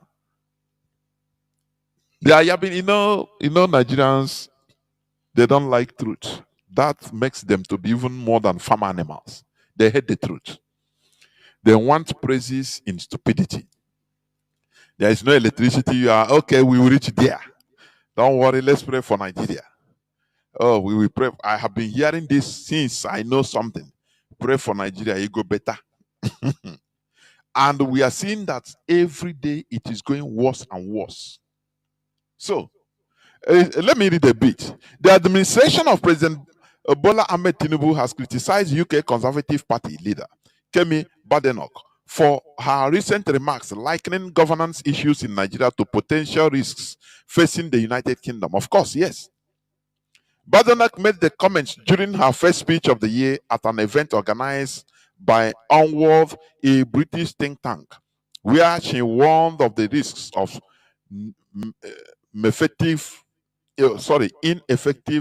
governance in the United Kingdom. She cited Nigeria as an example, drawing a parallel to underscore the need to build public trust and position the Conservative Party as the solution to Britain's challenges. However, the special advisor to the president on policy communications, Daniel Walla, during an interview on Channels Television's Sunrise Daily program on Monday, stated that former British Prime Minister Rishi Sunak is an Indian born and doesn't denigrate her origin, but Kemi Badenoch denigrates Nigeria. You know these people, they go on sentiment. They know what they are doing. Not that they don't know the truth. Why don't they ask, now, why is it so? Why don't they research why Sunak is different from this woman? He's an Indian, yes. India today, if you have problems, some sickness as a Nigerian, they fly you to India. You can never see an Indian having some kind of sicknesses, they fly to Nigeria from India. So does that not make a difference? At least India today, they are in charge of their lives in India. They are advancing. They are progressing. India was colonized, but it's a nuclear power. He has a hydrogen bomb. He has nuclear bomb. But Nigeria don't have. Nigeria don't even have electricity. Steady electricity. Nigeria is living in Stone Age. Now you see many places Nigeria where Nigeria government is working, functioning in many cities only. Go to some other rural regions in parts of Nigeria, there is complete absence of government over there. In the north, the terrorists are in charge. Islamic terrorists, they are in charge of men. Where you see government presence only is in the cities. In the cities, in the main capital city. Other regional cities in the states, they are controlled by terrorists. Insecurity everywhere. You are talking why is this woman denigrating Nigeria? Nigeria is the only country where tomorrow is worse than today. Where today is better than yesterday. I mean, is worse than yesterday. Just watch it. That is the truth. So, is it a lie? The answer is no. So we must continue. Now, I want to go through a bit about the statement of the professor. Professor of Anambra. Professor. Now we rise up to fight insecurity. Chinekele. Ndibo. Have you forgotten a few days or last month on December when Ebube Monso shouted, what will make him to come up on air to start talking to the public? Ebube Monso. It shows that he saw when they kidnapped one of his priests and he privately contacted Nigerian police. He called the governor professor that is talking now. We wake up from sleep after how many years? 2 years and almost 3 years of being in office. No tracker, no tracking device in Anambra, a whole Anambra, no tracking device by the governor. And you are telling me that all is well. What is happening in our land? These people know about it. Their hands are in it. Mazi Chinedu said something last Saturday in the broadcast. When you see all these people that are, flaunting themselves as billionaires in our land, you look at them. Look at them. You see some of them, not all of them. Some of them are inside the dubious businesses of drug, number one. Even this kidnapping, they have gangs raising money. If not that Ekperima was arrested in Finland, many of you know that they are the kidnappers, all these criminals. They are sending money from our land to him in Finland. Many of us wouldn't have known it all if we say it to people without it. If not that they could, when you see him doing it, you thought that the money the ransom money which they made, a half percentage which they will be sending to him, and that is how they send to through the local way which we send money, send to account in Nigeria. Now the person there in Finland will give him the equivalent in euro. That is why some of them they are arrested. Some of all his complices, because they saw he called them, they are the people bringing money for me. Those people, they say, we just give him money, we transfer money. We don't know. You don't, because they are making gain. It's a commission. You transfer naira, they give you account in Nigeria. You transfer the money now, they give you the equivalent in Finland. If not that this thing open, if we are talking it, many people will not believe. They'll say, now forget that. But you see, the blood money they are, because he's deceiving them that he's going to buy fighter. Don't you people want to fighter jets? Don't you people want this he will show them the latest Russian drone. This is what I'm pricing. So make sure that the money reaches so amount. And they will be kidnapping people, be killing our people, selling organs, sending him money, and he will be buying properties in Finland. Do you see the kind of evil in our land? And these politicians, they, according to the report, the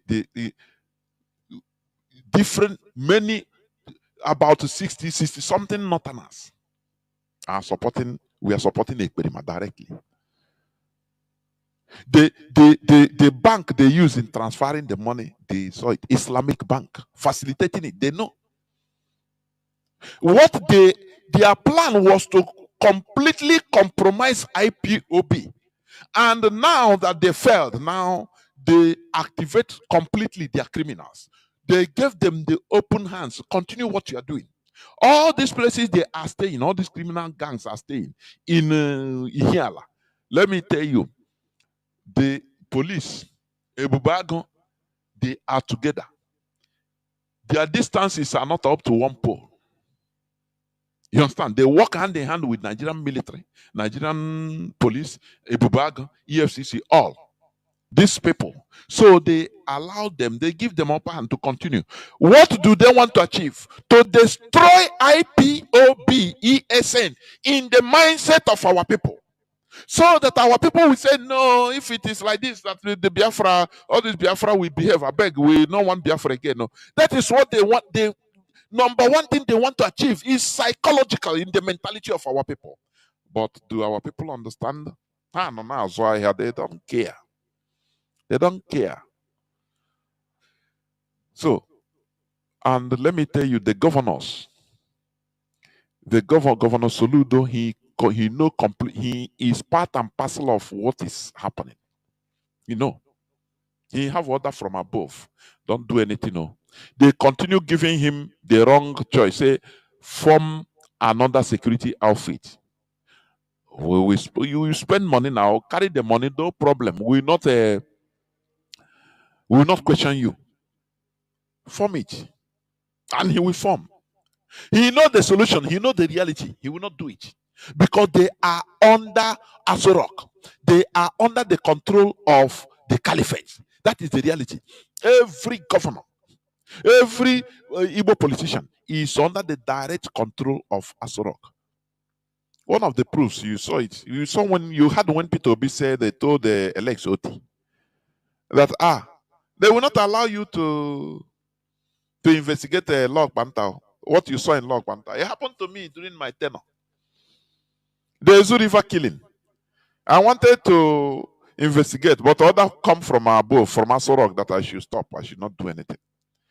And let me ask you, the Log Banta killings, uncountable skeletons, headless bodies of Igbo people, Igbo men and women, children, men, old men and women, young and old. What is the investigation? onye nụrụ Lex Otin so ya jụọ ya nwanna biko kee maka investigation result of the investigation kee the arrest emere enwere any arrest for you to understand what we are in. They are using our political class to hold us, to stifle us. We don't breathe. That is it. Instead, they keep them, they push them into going to the wrong side of things. You know, as this professor said, now he's forming another security outfit, which means AGV is no more. No, you know, they do things with impunity, no accountability. No person will ask him, oh boy, Oga, come and give account of how AVG, how is he performing? Why is it that it's no more? You want to form another one? No. He'll come now after, but you know, they will tell you how many billions of naira that this thing will cost. All are means of embezzlement and preparing for his, I think, the next year election. How people to rig. This is what we are suffering in our land. We are not in charge of ourselves. We are not in charge of our destiny. They are using all these politicians in order to stifle us, to hold us hostage. I am telling you. That is why we reveal all these things here. Let me read a bit of his statements, of his speech. A speech by the governor of Anambra State, Professor Chukwuma Charles Soludo, on the occasion of unveiling the Anambra Homeland Security Law and launch of Special Security Operation Udogachi on Saturday, 18th January 2025. Omunnem de Anambra. Yesterday, the 17th of January 2025, marked our 2 years. I will not read all because it's much. Marked our 2 years term in and 2 years and 10 months in office as governor of Anambra State, true to our promise last month to take decisive actions on security. It is auspicious that we mark this anniversary and begin the new year with the events of today. Security, law, and order remain pivotal to the attainment of our vision of a livable and prosperous homeland. The massive revolution of our administration. What revolution? What revolution by his administration? He said revolution. What is it that is a massive revolution by he said by our administration in all sectors, which are appreciated by Indian Anambra, must be cemented with a robust security system with zero tolerance for criminality. But they kidnap the people. They call you to track them, and nothing. Let me ask: all this kidnapping, you know, sometimes they pay. They give you account. You pay. Now, how can't they trace all these bank accounts? Now, why? For you to know that their hand, they know what they are doing. They know what they are doing. The order is from above, telling our so-called governors, both professors, directing them, hey, see nothing, do nothing. Leave them. You didn't know why? They want our people to turn against IPOB. As they are committing all this evil, many of them, you know, when they catch them, they will tell them, say it's IPOB, you are IPOB, you are ESN. So that people will know, oh yeah, if they call you as kidnapper, they will say, we are ESN, no, you send us money otherwise. So that to corrupt the mindset of our people. This is what is going on. Remember when Mazi Nnamdi Kanu was on he was asking our people, he was asking us, he said, can you handle propaganda? Let us go. Yeah. Can I fight? He said, ordinary propaganda, can you handle? Well, this is part of the propaganda. What they are doing in our land. Criminals, Nigerians sponsor the criminals. They will kidnap our people and be telling them that this is ESN. How can you believe? How can you accept that IPOB that is fighting in order to protect our people, to remove our people from the misery Nigeria put us into, now we'll be killing our own people? How possible is it? Pursuing villagers from our land. The common sense now, you know, we want you to have common sense. Don't ask. Sometimes there are things you have to reason and say, no, it's not what we understand what Nigeria is doing. It's not ESN. At least with common sense, you can analyze. You can add and subtract and understand. Not trying to ask, I'm confused. You are confused because you are still a baby. Or you want to be confused. If you are mature, you start asking questions, you start adding up. If you are mature, when they tell you 2 plus 2, you say it's 4 because you can reason. But as a baby, as a toddler of 3 years, when they tell you 3 plus 5, you cannot get it. You cannot get it because you don't know, because you are gullible, because you are still immature. You have not reached the mental state of adding and subtraction. That is, you are still a baby. That is why you are confused, or you are framing confused, or framing confused artificially. That is it. But once you are mature, there are things you see, you say, Nnamdi, we understand you people are beg. You even tell people, say, nah, now these are not a ESN. They just want to destroy the name of ESN. It's part of propaganda. It's Nigeria's system, Nigeria way of fighting us. Because remember, Obasanjo said, I use the Igbo to fight Igbo. And that is what they are using. They have activated it. That is why they increase criminality in our land. So that they will be calling it IPOB. If Soludo wants to fight, really, genuinely fight criminality in our land, why didn't he have tracker? Why are they? Another time I will still play the voice of the victim of kidnap, the lucky victim that escaped. Or that he said he spent 11 million naira. He paid 11 million naira. He said now he know that Anambra has no security. That that professor no nothing. What was he doing? What has he been doing since 3 years? It's now we woke up and want to launch Udogachi operation. Udogachi. These are scammers. They will rise up when there is any this thing, in order to prove to the people, to make people believe that they are working. They will rise up and start Udogachi, another security, because they know that our people are gullible. You follow them, even if 1,000 naira you have, you put inside your pocket. Like or national cake. That is what they know. They know that they believe that is the way you are. That is why they can mess up with your brain and anyhow. But not IPOB. Mazi Nnamdi Kanu said that Nigeria never see this breed of Biafrans before. When he said it, people don't know. Nigerian government undermined us.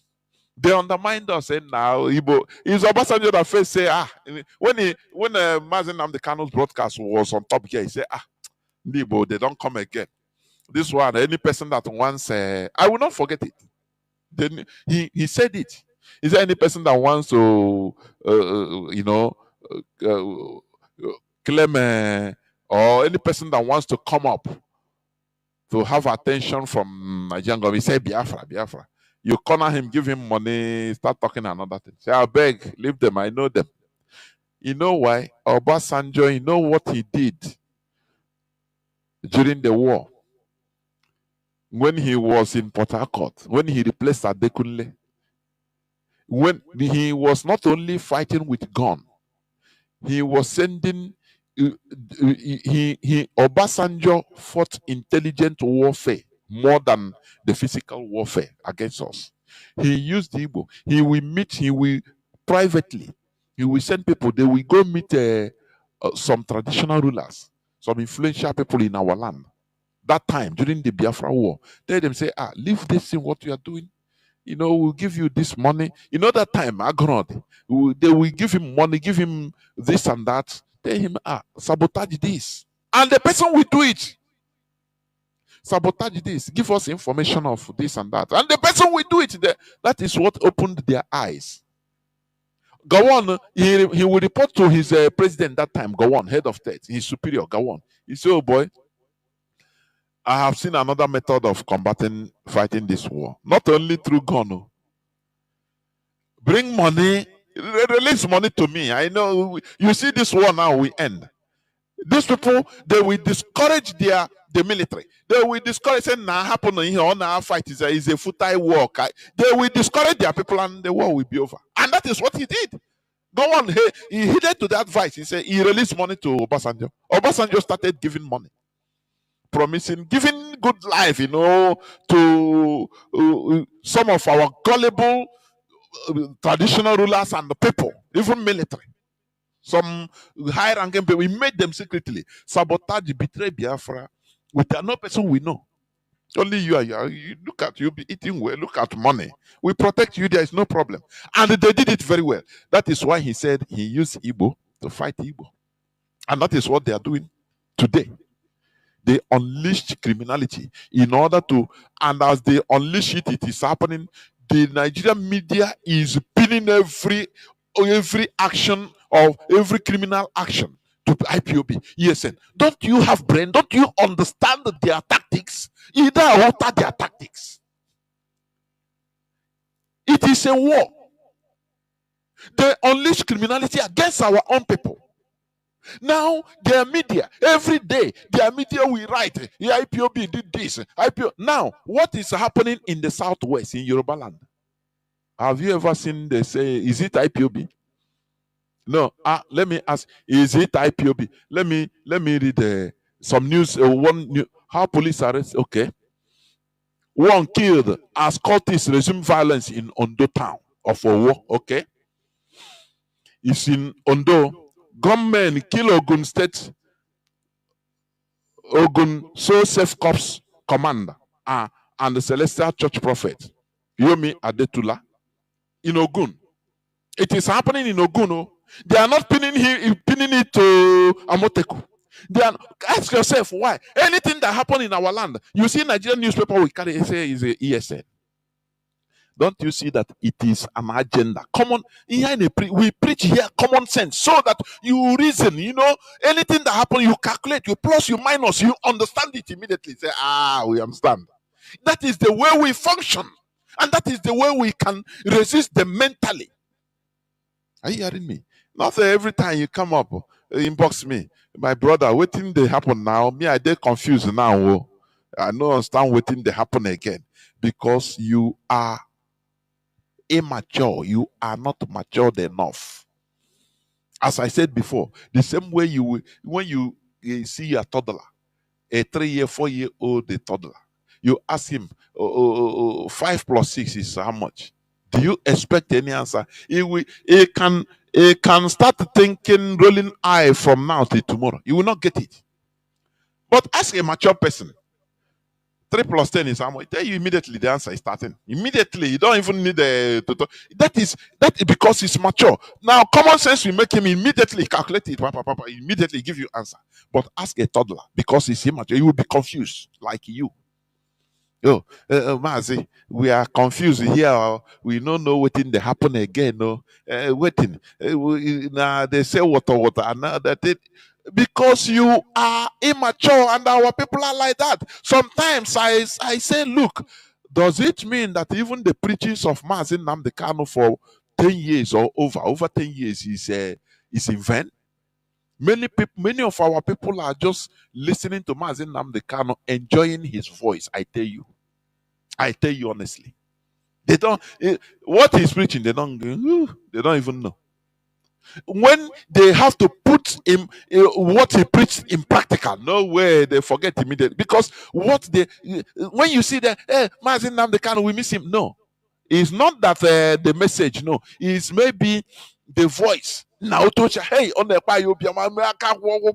hey, only that voice. Or if the time he started coming on video on Facebook, they see him the way he's a fine, good-looking man.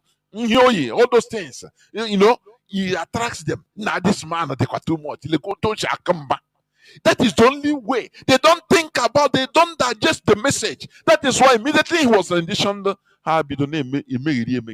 Many of our people started misbehaving. They went and embraced a total alien to our struggle. So now I was the savior. Now I was the only guy, only IPOB. That is the question sometimes I always ask. So let me go back to a bit what I was reading about Professor, because I will soon open the lines. The Charter and Dynamics of Criminality in the Southeast. Okay. The Homeland Security Law 2025, which I signed a few minutes ago, the special operation we are launching today Operation Udogachi, deployment of technology plus a gamut of other initiatives, especially the massive support of the federal security agencies and citizens, or citizens' collective action, constitutes our comprehensive and sustainable response. This is how they are going to kill our people. That is it. When you know, Mazi Chinasan would ask, how can you, where on earth do you carry gun and give ex-convicts, violent to thugs, cultists to go and keep peace? Where on earth have you seen it? In any other part of the world, once you have record of violence, you go to jail, or you've been to jail, or you have record of violence, crime, anything, no more. You can never be given any gun in order to go and keep peace as a police, as a security. But no. But these are the people that they arm in our land in order to terrorize our people. Let me tell you, if anytime Biafra comes, too much. I know that it's not going to be easy because problems, that time problems but we'll be in charge of ourselves, our destiny. I got watch Zacha. I'm telling you. Because in here Zacha can come. They will go and criminals, people that are dreaded criminals, they will bring them out and give them arms. Say, oh yeah, we don't got you. What happened to AVG? What happened to them? Nobody asks. You know, our people are very, very sentimental people. Hey, now also he say we bring out. Hey, now security will come. Okay, no person asking. Oh God, what of Anambra Vigilante Group? What happened to it? What happened to it? They turned into criminals because they were political thugs and the criminals, cultists. They gave arms in order to fight crime. Is it possible? A criminal to fight crime? It's impossible. It's impossible. He will use it in order to commit crimes. That's it. The character and dynamics of criminality in the Southeast and Nigeria have evolved and become hydra-headed. And so our response must be thoughtful, deliberate, and comprehensive, involving both the kinetic and non-kinetic agenda. For example, kidnapping for ransom is not new. I recall that my 78-year-old father was kidnapped in 2009, and he spent 15 days with his abductors. I'm glad that you said this. With his abductors in the bush. Earlier that year, the oil mogul Chief Anthony Enukema Tonimas, Chief Paul Okonkwo, Chief G.U. Okeke were all kidnapped in the state. It was as if Armageddon has come. My predecessor tackled the menace head on. How did he tackle it? After he ran away. He was even afraid to be kidnapped. He ran away. Do you remember that, is it Tengike? A serving governor was kidnapped in Anambra State. Do you remember that? However, in about 20 months before we assumed office in March 2022, a variant of criminal gang under the guise of separatist agitation emerged with command and control centers. This is nonsense. Because, these are criminals which they sponsor. Why didn't somebody ask this man that day and say, because I believe that, this is Nigeria has a democracy, isn't it? Why didn't somebody ask him, Oga? But a Bubago priest that called you and no tracker, whereas the kidnappers didn't even care to switch off their phones. What happened? The problem with our people is one, complex. Two, who we ask? Who will bail the cat? You understand? People are sentimental, so they cannot even remember to ask all these type of questions, so to remember these things. Ebube also said even after he paid 1 million to police, and they said, no, we cannot enter bush. When they saw that he gathered his own people, say, if you have knife, bring knife. If you have gun, bring. Let us enter into the bush. The police say, okay, now we know you are serious. It's okay. Don't worry, we will tackle it. They called their people. holding the hostage. Say, oh boy, we wanna release that man, otherwise na yawa go gas. So because all of them are the police, the Nigerian police in our land, Nigerian military in our land, they are the kidnappers. Many of them are the kidnappers, direct. Now others are they are supporting kidnappers, giving them passive support. Do what you are doing, we don't care. All is to fight IPOB. All is to make sure that our people's mindset will be corrupted for IPOB. Had it been that EFCC police was not killed, we wouldn't have known that it's an Hausa from Sokoto. He came to our people's night in the night. That is how they behave. Maybe had it been that my boy, I'm happy that he killed him. Had it been he didn't kill that bagger, they would have kidnapped him and killed him, carried their car and kill him after emptying the account, because they have POS everything. They will kill him, and tomorrow they will add the policeman, Nigerian police will come and make press statement that we don't know what they are people. We don't know who came. Nigerian no police presence in that place or that space at that time. That is what they do. That is Nigerian police is that is what they do in our land. They will go and kill. That is why they mask their faces. They don't have any tag. Some of them don't even wear uniform like that. When they come and kill our people, kidnap and kill our people, now when people start talking on social media, they will say no. They will come and deny. They are DPO, or what is the name? Commissioner of Police will come and talk in that area. Say no, there is it's not police, no police presence in that area. But because they claim to be police now because one was shot, one was killed. So now they come out and say, yes, he killed is in police because he's a Yahoo boy. Don't you see how the mess we are in? How can you go to somebody's house in the dead of the night, 12 midnight, 1, 2? What? These are things. If they want to talk about insecurity, let them remove terrorists from Nigerian police. But it's impossible. It's impossible. Our governor, they can come to our land. Is Haruna Musa Fulich from Castina. All those repentant to Boko Haram, they give them the official mandate now to go and deal with the Nyamini. Rape them, kill them, no problem. That is what they are doing. Our governors, they know this, but they cannot talk because of their political ambition. They cannot talk.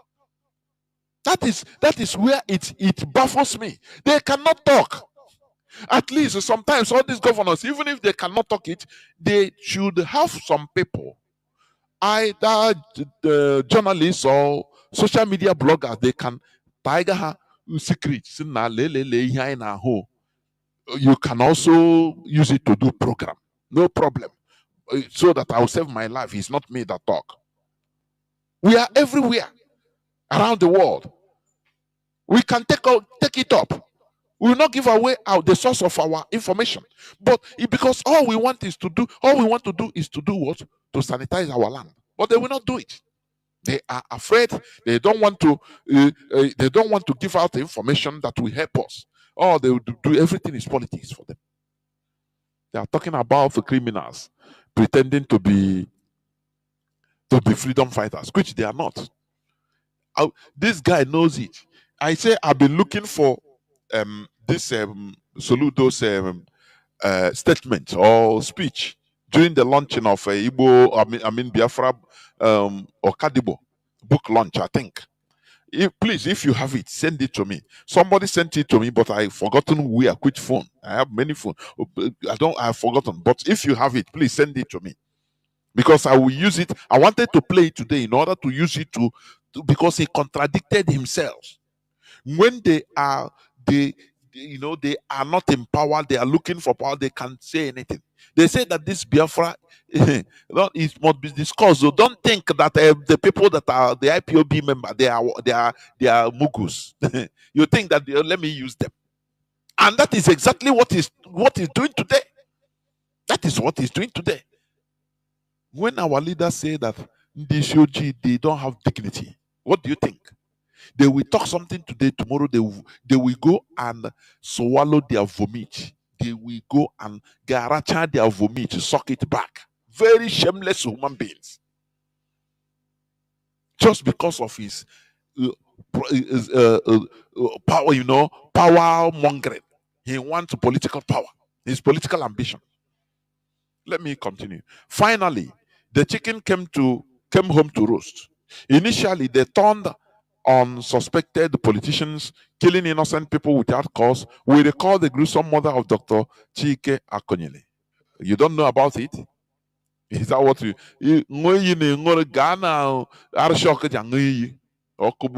don't know what happened to him? And many others in commando style in crowded places. In all, I will not continue reading this. Maybe another day I will take up another thing from it. But in all, let me tell you, anybody that is a Nigerian politician, or a politician under Nigeria, be it Igbo man, be it be it a German, is not representing the population, is not representing his people. They swear they make them swear oath to represent Nigeria. Nigeria first. And who is Nigeria? That's a circle, the caliphate, holding them as a circle. They hold them, the politicians, they are the Nigeria. Are you hearing me? Not the population. The population, they can deal with them anyhow. They can kill them. They can deny them anything. It's in Nigeria, we don't even know that the government can give you social benefits. We don't know that. That is why in our land it's very, very bad.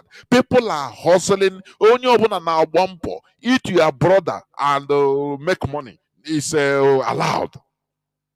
Many of our people don't know that this is not how government functions. So when you see them, they defend Nigeria. They don't defend us. They don't defend the population. They are defending themselves, their interest, their political interests, so that they continue being there. That is who they are. That is what Nigeria means for us.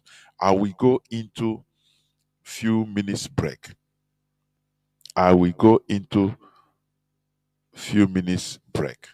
So that when I come back, I will open the lines so that our people will start calling. Please do not go away. I will be right back. Do not go away. I'll be right back.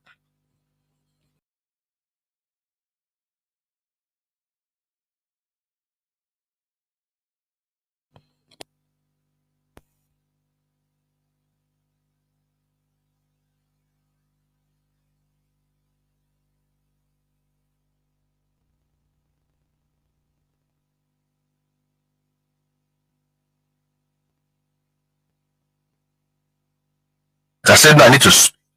I'm not known to keep quiet in issues like this. If it concerns some other people's village, I'm going to speak. Ezike Paul Tobechukwu does not have a village currently. Listen to this video and share it. If you're from Anambra State, Enugu, Imo, Ebonyi, Abia State, I'm from Anambra State. My village is Lilu. Lilu. Lilu. Lilu is a village in Ihiala local government area. It's a town, of course. It used to be a town. Now it's a desert. Lilu is a town in Ihiala local government area of Anambra State.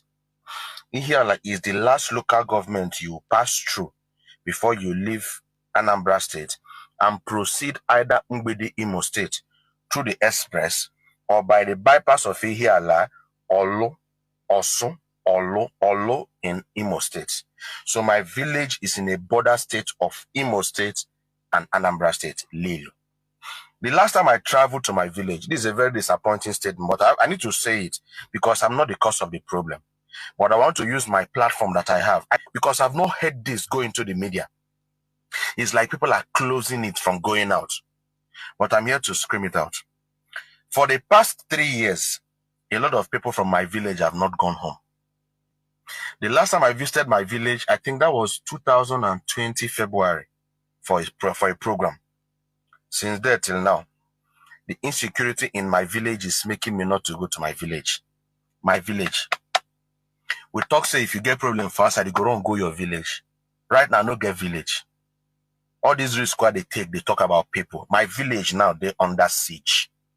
No, when they talk of kidnapping, insecurity in Anambra State, I'm coming in another video because Anambra State as a full state does not have security. The governor Soludo is aware of it. Soludo Chukuma, professor, is aware that there is no security in Anambra State. I'm coming with proof in another video. But make I talk about my village first. Charity begins at home. Some time ago, we buried my grandmom. Why didn't I post videos of the burial on social media? Because nobody could gather.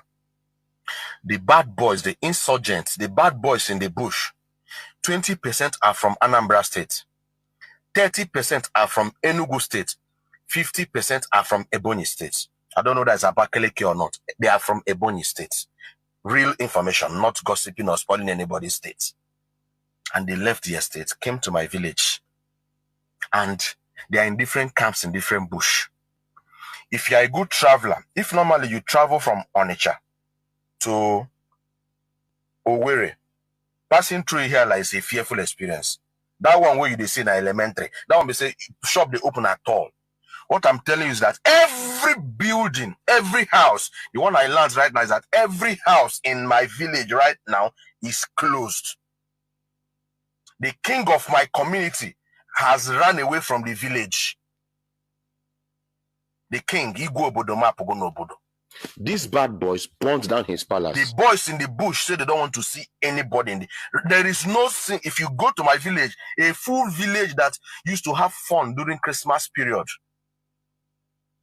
Last week here, one of my uncles, Emekoli Kenyi, they buy him, removing head. My uncle, I know him. The guy, they try make peace, no peace. They catch him. I can't play some videos here. Maybe I am going to drop, these are sensitive videos. We carry Aurora and some things. I'm going to drop some videos in our WhatsApp channel. Let the video go there. I cannot post it on Facebook or Instagram or TikTok or YouTube because of community standard. I know get village as I do so. If you want to, nobody have done marriage in my village for the past 3 years. Nobody.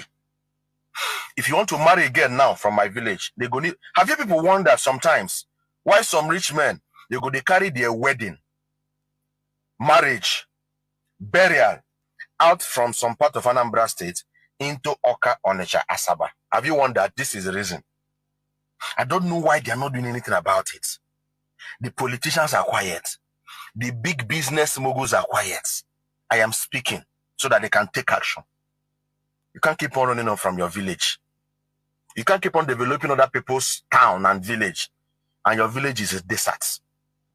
When I went to the village, we had to even negotiate with the bad. You need to negotiate with the bad boys for you to come and bury. We buried the 97-year-old great-grandma. That woman is a great-grand, my grandmom. She's my grandmom and I have children. And she has many great-grandchildren. We buried her like a 6-year-old child. You cannot play, as in canon. You cannot play canon. You can't play music. You can't cry. The boys in the bush are controlling what is happening. I'm using this opportunity to call on the Commissioner of Police, Anambra State, CP Nnage Obono Itam. Lilu needs your help. Lilu needs your interference. The ABGA chairman of Ihiala local government area, Engineer Anna Yochuku Ojiako, Lilu, a village in the local government you represent, Adagaziaga, Utugohia. All the beautiful buildings in Lilu right now have been burnt down, broken with stones. The boys don't burn down some buildings. They live for some buildings. All the wires, electric wires has been taken off. They don't carry them. They don't sell them. I'm calling on the member representing Ihiala Federal Constituency, House of Reps, Green Chambers, Dr. Pascal Agbodike, to come to the help of Lilu. The late Senator Fanyoba is actually the senator representing Anambra South. He's actually late. Governor Chukuma Soludo, there is no growth and development in the midst of insecurity. You cannot be the governor of a state and strangers come into your state and chase away the indigenes of a state from their house. It's unheard of anywhere. So I'm doing this video to create the first awareness because I'm going to scream. I'm going to scream, and nothing on earth to stop me from screaming. I don't have a village. Thousands of people from Lilu, they didn't come home for Christmas. They've not been coming home. For how long are we going to continue to allow this happen? Why are we allowing this happen? What are the benefits of allowing strangers to come and take over your land? I want you to help me share this video and to tag the people I just mentioned in this video. Welcome back. This is Radio Biafra House of Service coming to you through Radio Biafra London. My name remains Mazi, Jonathan Chinedu from Alo province of Biafra London. We are here live and direct. Today is the 20th day of January 2025. Tata Bobochenko. The day Donald Trump was inaugurated, or sworn into office. Well, we must continue. We must continue in this struggle, notwithstanding anything. Our lines are now opened. Our WhatsApp, and you can call us on our WhatsApp and Signal line. It's only this line, please. It's on WhatsApp and Signal.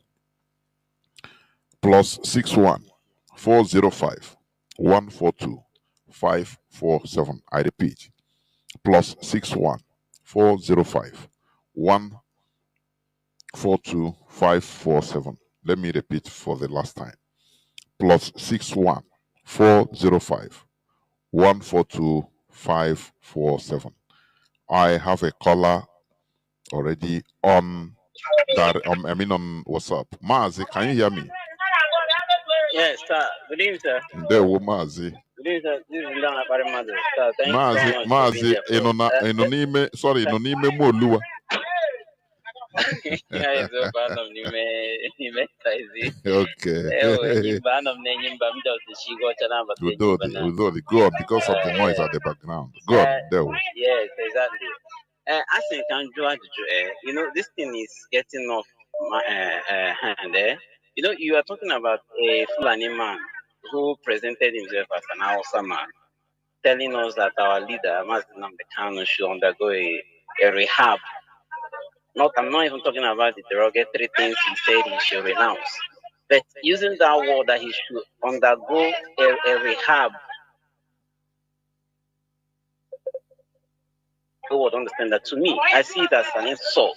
Because if Mazi Nnamdi Kanu is a part of us, it's also good for us to realize that we are part of Mazi Nnamdi Kanu.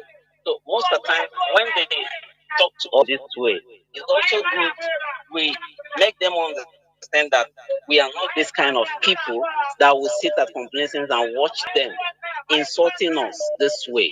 So now I want to ask a question.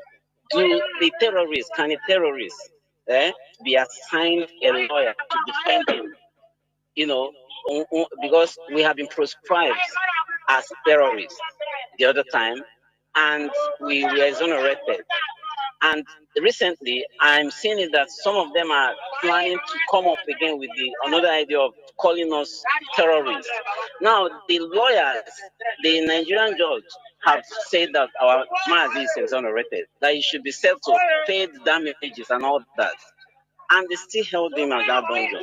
So I'm not asking, is it not a legal right of the body of IPOP through the director of state to, write to this man, or maybe get him apprehended, let him come and interpret what is that derogatory factors that he was thinking in his mind that made him say that our leader should pass through rehab and also renounce those derogatory words that he has used against Nigeria. I don't know if I'm making my question clear, because what he's saying, people will not understand the nitty-gritty.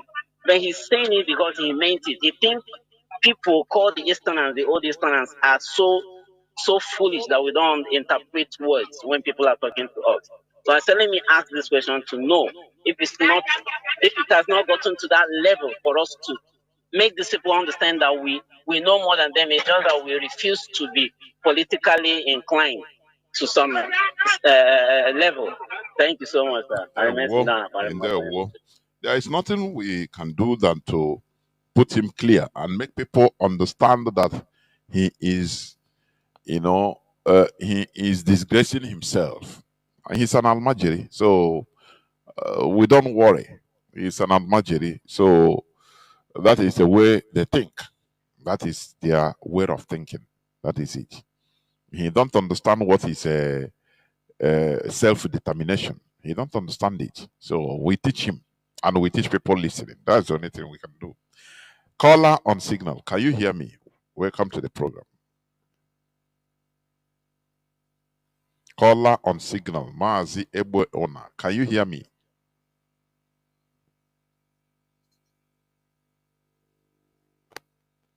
Mazi, caller on signal. Are you there?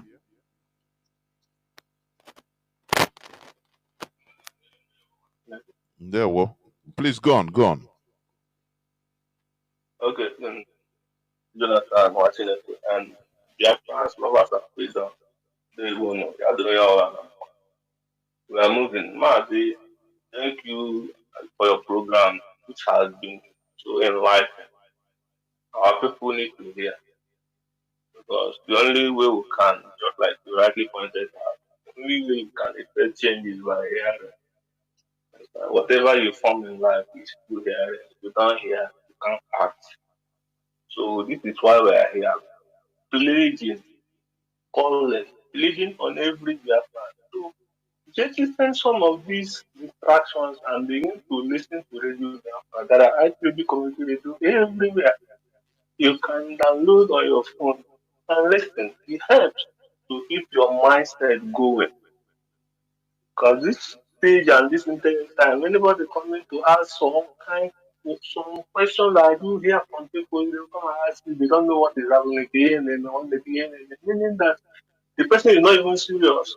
He's not there when the going is smooth, when it's so rocky, you just that's what I am. You just jump in and jump out. This is the mindset of our people. You know, this is why it seems we don't pay attention to details. Melody, our land, insecurity here, people among us, one of our communities, can be able to ransack a whole community that there are youths. So community also believe there. Name people, nobody is questioning, nobody wants to reclaim your land. Everybody has run to the city. We came back for Christmas, rule without the same motor that brought us. The following day, SS Max Exodus, we came in and we go out. Why won't these terrorists and these criminals in our land have that safe haven in our forest, around our communities, in our villages to do all these things? Because the villages are left with old men and some people who are disabled mostly. They are the ones who live in the village. Only one of the Lagos town everywhere. You know, the interest is no longer there to fight for the land. This is why IPOB is fighting it difficult today too. Like no one really was sure that validate with our people, cannot be our people what we do. Exactly this part of this place, and the mother and the people when even know when they are like I don't know how to and but when he hear me, when him, I just really everybody like while you know. Then I begin to understand that now people we're still watching big to return our mindset to that our way the one now also those are our core values. It will be in community development. This is where our mind was standing back. Because this is the loophole melody today. You see that we don't even understand ourselves, even when we live in cities. Only when they get better know the other from the one that they make in as far as my own nature, there is no understanding that now. It's common. It's common. Mostly within the way all these no one at all and they make some of they are the problem in the society nowadays in this part of the world. Because all I go carry all how many can I push it carry Oh, and I got actually family and they are always like that because of their religion. You can't run away from it. And I will use this opportunity to say, Mazi, see, we cannot bend truth, we not bend to fit in some emotions in anything we are doing in life. Let's not bend for emotion. Truth must remain truth. Emotion has to bend to fit in with truth. It shouldn't be the other way out. It's either we are whiter than white or we are not. There's no two ways about it. We must keep telling ourselves the truth. The menace we are suffering today, the way it came in, the instruments used to make sure they actualize these things. Not one person. Our people is just taking it as granted. These people sit and plan this thing for years before they execute it. They wrote it in their book. They first sent their spies in terms of missionaries to come and spy the land and know things they can use to manipulate, which they came back and told them that they have to come and thwart our origin, our roots, our culture, our heritage. And how many the people feel that now everything just happened like a magic and we become a Christian. You don't want to know the history when you a Christian. How much you the history? You begin to tell me your emotion, you believe. Believe when the absence of knowledge. You don't know that's why you believe. Why am I doing that? Every day. And it has never lied to us. So I'm this program. Oh, I thought I didn't do my phone. I must listen because then the only thing that can set you free is truth. And how do you know the truth if you don't listen? You must listen. But our people are not people of listening. They believe so much in just have party information. Never and my they bring you down. You know, you go and see you see and hear your pride, you realize that it becomes evil, ye spread. Yeah, ihe ọjọọ ezinụlọ ihe ha kọrọ n'ọnụ, most especially ndị ụka, because they can never want to challenge the other day about telling people that they should go and do a trial. What did they say? Just forming that they have a problem. And they go there and pretend that they want to do or something. This is pure. You can only take on it without I have the problem, but not to the no for 1 year. Then my problem I have able to but only about the my only what only by the one thing to put problem in your life. And the ones you do real people that somebody is chasing you. It's a burden guy. They go, oh, yeah, that would do any again job. Oh, yeah, can be Kenyan and told you. You will not even know it yourself. Make you go and become a slave with God all time. It's what our people is suffering. Guys, and that not the money. That people are not free to think freely. Oh, in here, you cannot even discuss. Now, but today they are now. Most of places people discuss and their ideas, but when you want to bring it back to my house, they go out, what is the ethical? Even here, make ostracize, even calling you and call them by the stuff I buy, have his whole idea because then ignorance is power. But we thank God that there are opportunities like this when people are listening. Today we are seeing the results. So it is not by shouting, it's by conviction.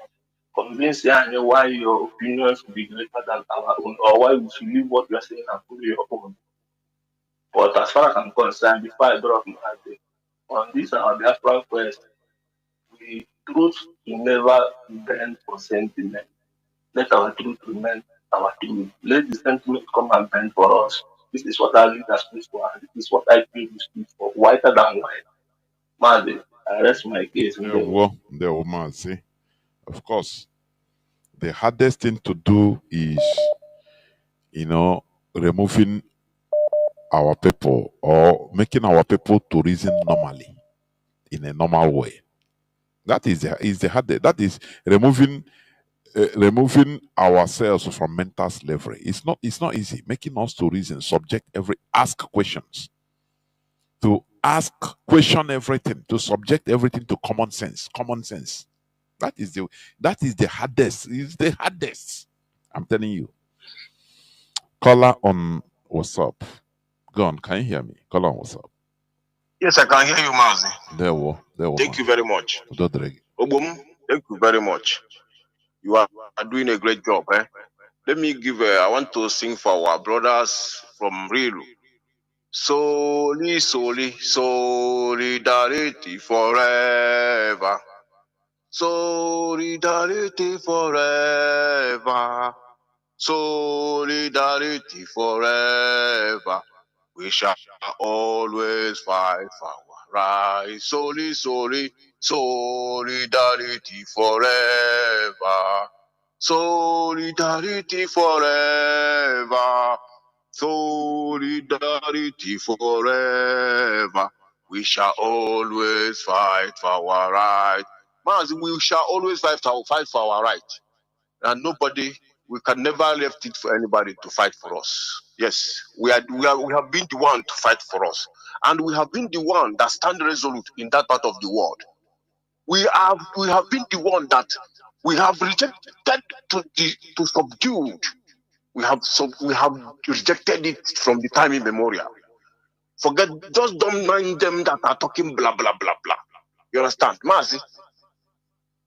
I am proud to say this, that Biafra is great one, the great people on earth. Yes, but the gullible ones among us, shame will befall them in no due time, because all those things that they think we cannot do, they will see that we will do it.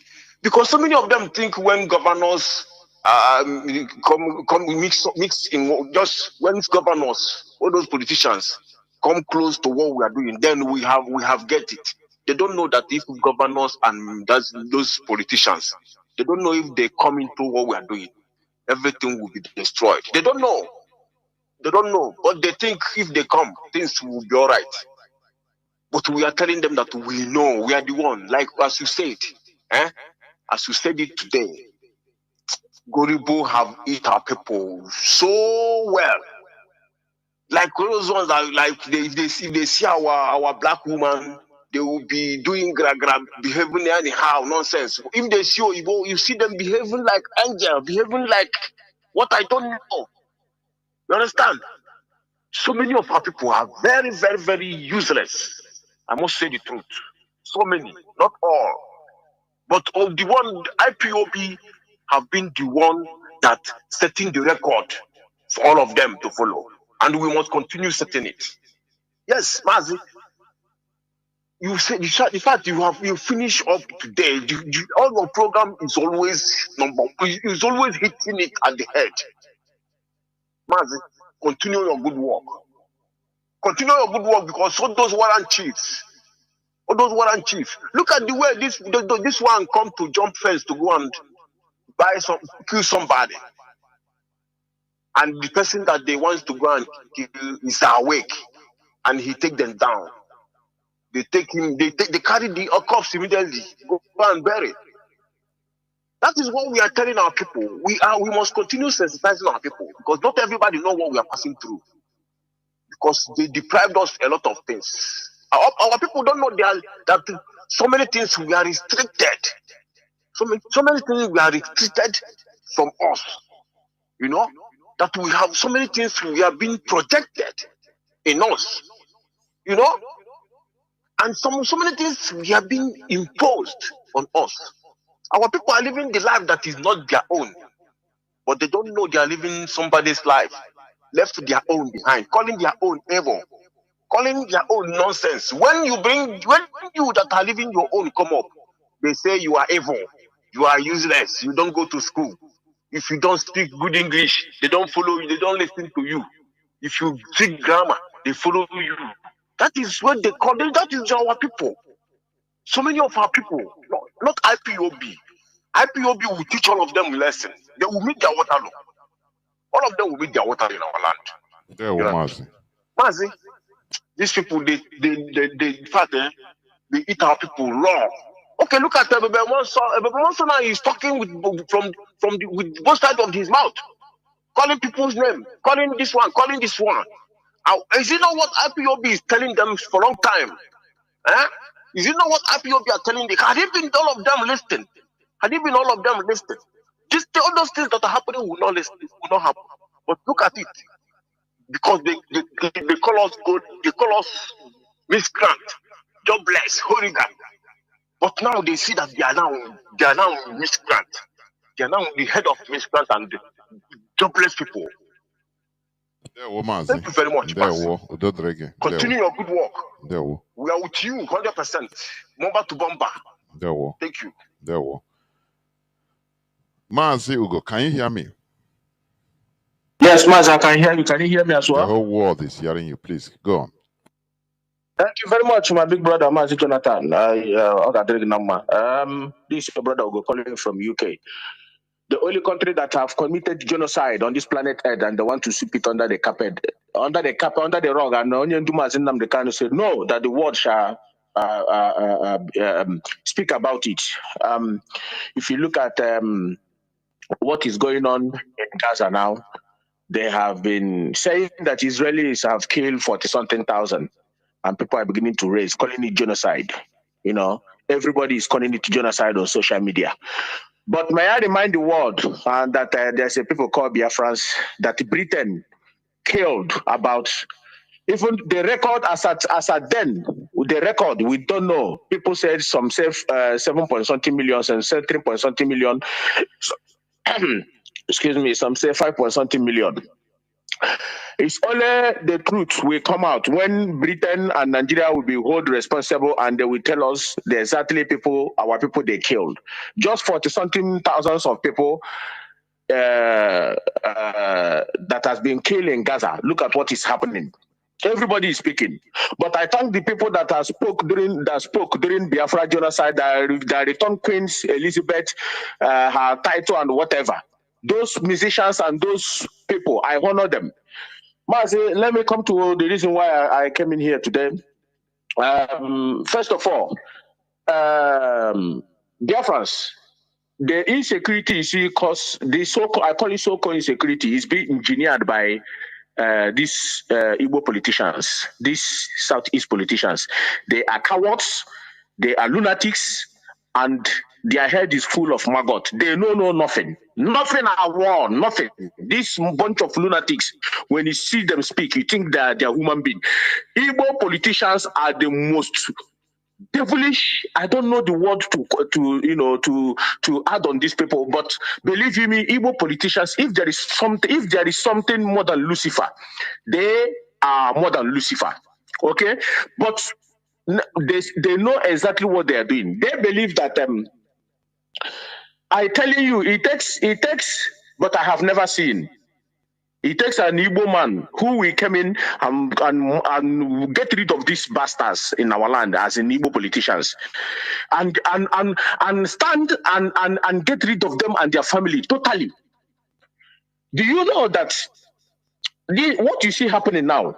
When the Fulani came and said, we're going to make you a president, Dave Umahi president, name them, you can see them. When their brother Peter become, they start calling him all manner of name. But okay, Mazi Nnamdi Kanu, which one of his words, he had him said, he said, why can't you people choose one and support that person? One, he has been, there is one broke, or I think there's a message he passed. He said, why can't you people choose and stay and choose one? They can't, because you know why? The Fulanis think they are clever. Believe me, they are not clever, Mazi. They're not. It's just that this Igbo flesh, you know, they give them position. You are going to be president, you are going to be vice president. So anybody that come out to say he wants to be president, use that one to attack the person. You understand? And look at Dave Umahi today. To be a president, he destroyed Ebony State and killed thousands of Ebony youth. That one is not enough. He formed a Bubago. Dave Umahi single-handedly brought insecurity in Igbo land. Dave Umahi, I said it anywhere I go in Nigerian platform, that it was Dave Umahi who single-handedly said that he will form parallel IPOB, inside IPOB. The parallel IPOB you are seeing today is a Perima, and he is Igbo World Congress and some Flame. That is the parallel IPOB, to divert the attention of our people. And the Fulanis that ESM single-handedly drove away from our land, they use backyard to enter. Because ESM is not going to fight multiple war. No. They are not going to fight multiple war. These people have to work with intelligence because of what some idiot have caused. Okay?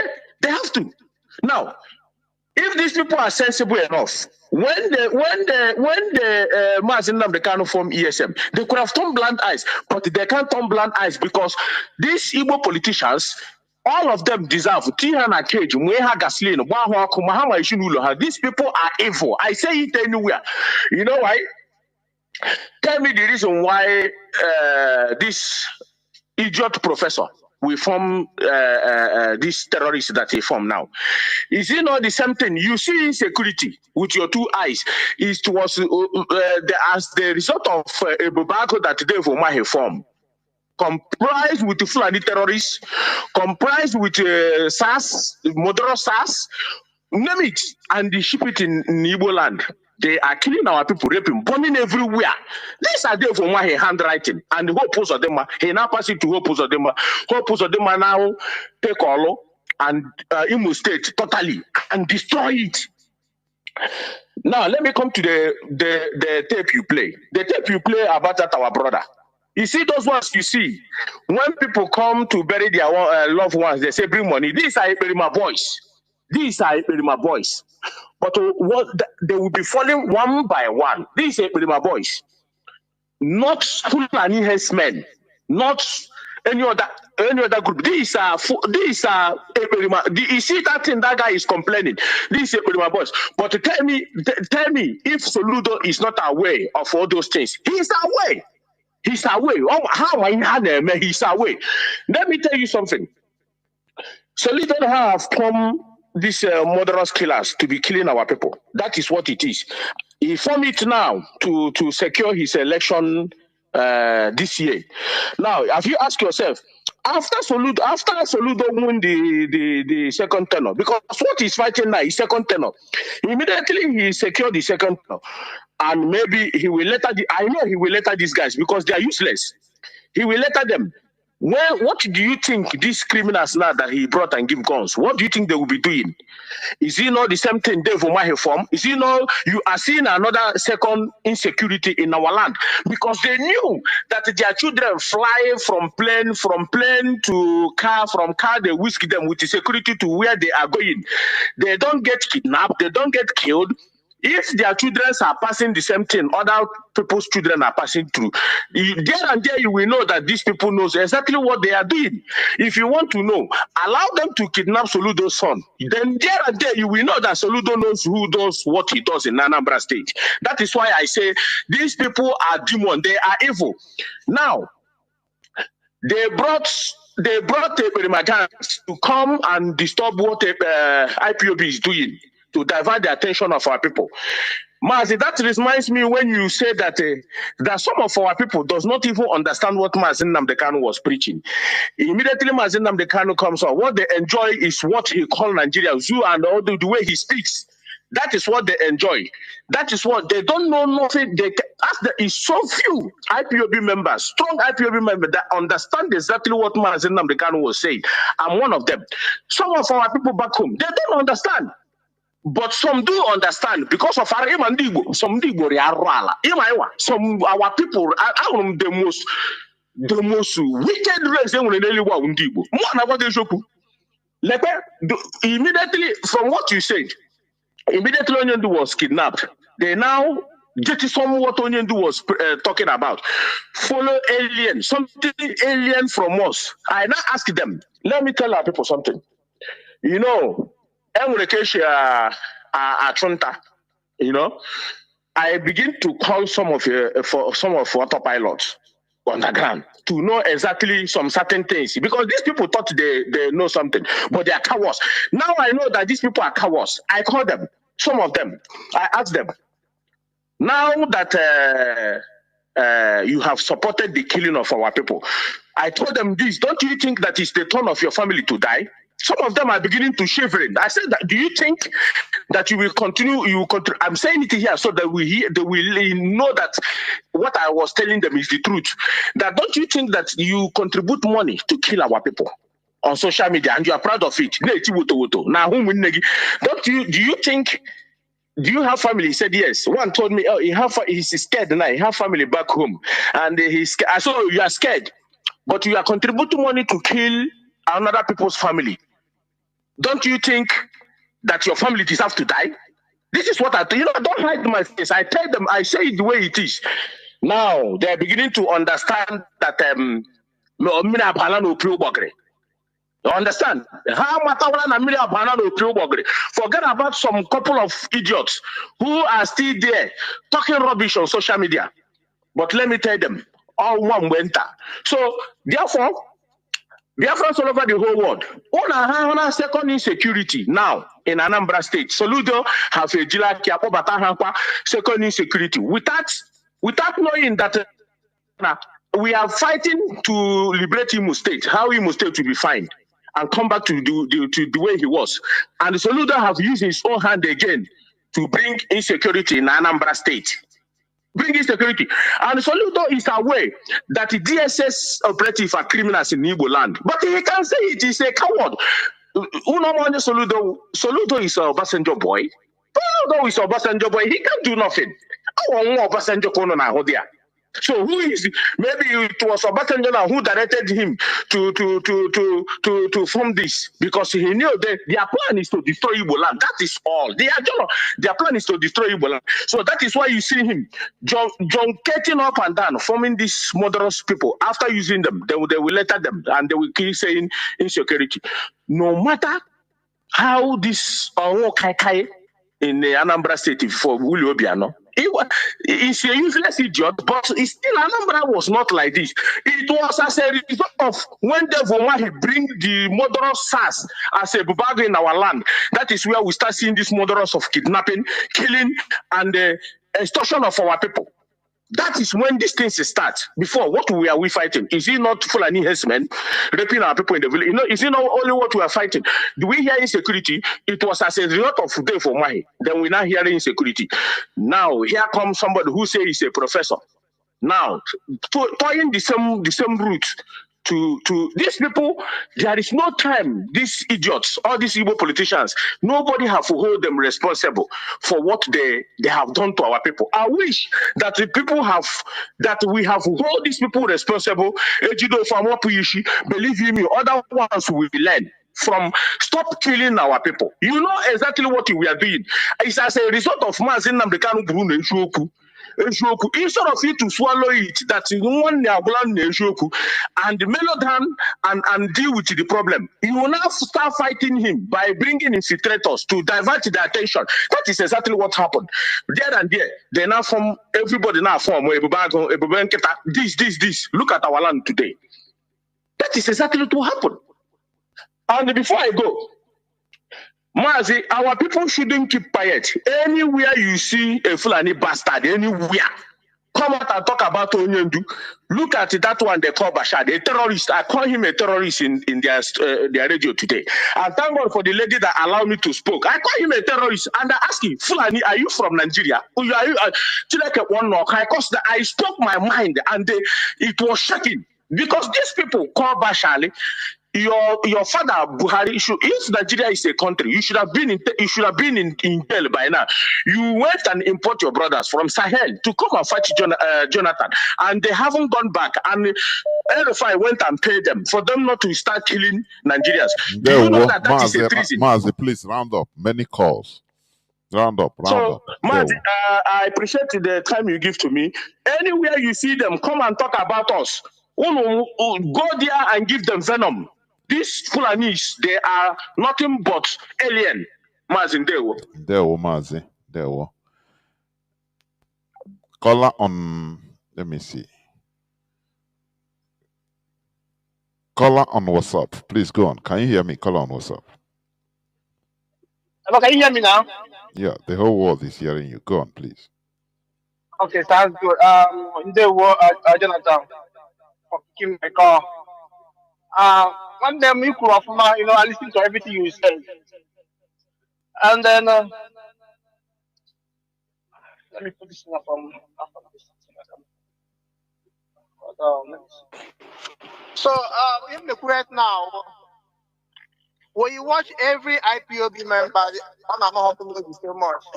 We are students of Martin and Kanu, and then we really want to do something for our land. But the problem on there right now, we have a lot of problems in our town. I thought, and then Fulani discovered the stupid one among us. They use it against us. I've been go for nearly 50 days. You know, all those criminals call themselves elites now. And their plan just to go there and then occupy a position just to enrich themselves. But Fulani in the position, just planning since 50 years to grab the country. And now they have succeeded to capture all the areas that concern Indibo. They capture our governors. They capture all the senators. They capture all the businesses, every institutions, just to control us. And behind the mayor, we are doing by ourselves. But even that now, you want to go around with them now, go and then Bamoto, you're all and all. But they are planning their own future on themselves. Now I want to ask this people question. Fulani and Indibo getting me smart. Because they are fighting for survival. They need more land to call their place a home. So they want to kill all the indigenous. So it's a high time and people are supposed to listen. The reason why now I'm talking like this is because I'm a student of Mazi Nnamdi Kanu. I learned a lot from Jonathan. I learned a lot from Mazi Nnamdi Kanu broadcast. That's why now we have advanced to know our rights. So now I want everyone to wake up. You can imagine most of these are post on social media here for our land. I want to for now.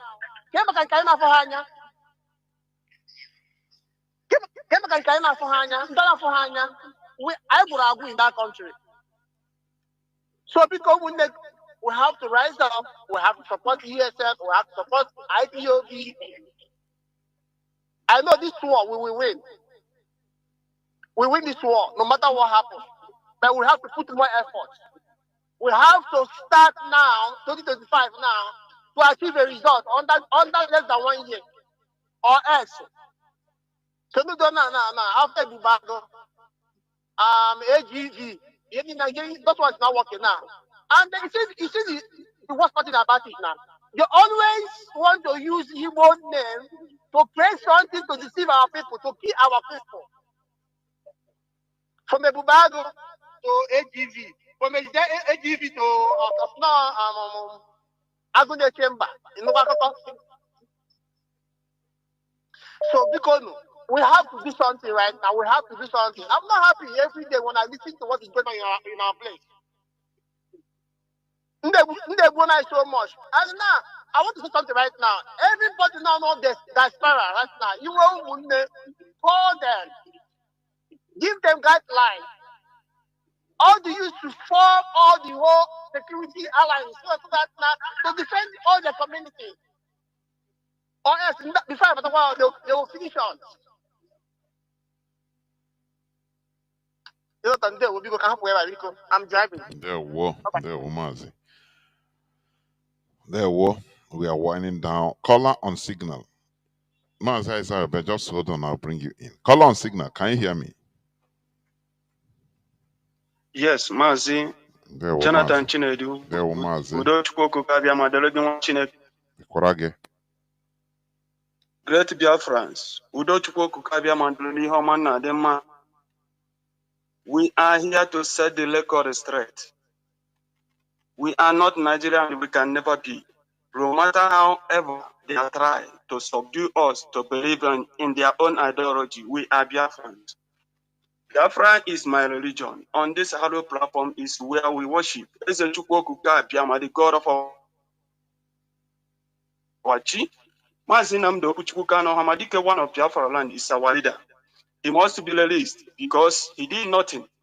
But he speak the truth, and everybody know that he speak the truth. As he footed Mazi Nnamdi Kanu, Igbo people should stand up and say, you see this thing that they did, they must release Nwachineke. Mazi, there is something I always wanted to know from our people. Our people think that Nigerian security agencies will save them. No.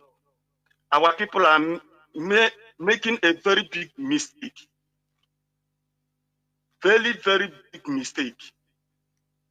Let me ask you, Biafrans, how can you think that a Yoruba man that is a police or a military man who left his own family and his own brother come and risking you himself to defend the Igbo man, the lowest people on the zoo? How do you think so? We wise up. We know that only us can do this thing. Nobody on this zoo will come and save our land. Instead, that will come and start killing us more, causing insecurity in our land. That is the thing. Our people should know this. Like our brothers who are lamenting, let me ask a question. You say people take over your own village. What make you a man? What make you a man? People take your own village and you are lamenting, calling Nigerian security. Sometimes when I look at my people, sometimes or them come see move vocal everybody here because I am here. I actually here. You are calling Fulani, you are calling Hausa, you are calling Yoruba to come and save you. They are calling you Harune. They are calling you infidel. They are calling you third class. In your own, in the place you call your own country, and you think that they will save you. Oh my God. Anyway, we will continue. As far as Mazi Nnamdi Kanu, wake up. Wake everybody up to come and fight this fight. We must defeat our enemies. We as a people must defeat these people. But I'm advising our people to continue listening to Radio Biafra. Listen to Radio Biafra and learn, know how to think when all this zoo speak. Do you know why this Fulani man starts talking now? We should see it beyond Nigerian something. He think that somebody from abroad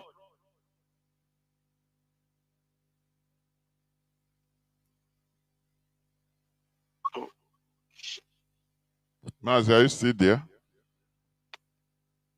these things. Yeah, I am here. Now somebody interrupt my speaking. Okay. Great Biafrans, let us see these things Fulanis are saying beyond Nigerian thing. You know, whenever Fulani speak, they already, discuss it and send the one person to go and speak. Nnamdi Kanu defeated them in their own law court. We can never shift away from it. We will stand on the judgment and nobody, no Fulani, as far as we are alive and IPOB still continue. Fulani will see who we are when we stand up.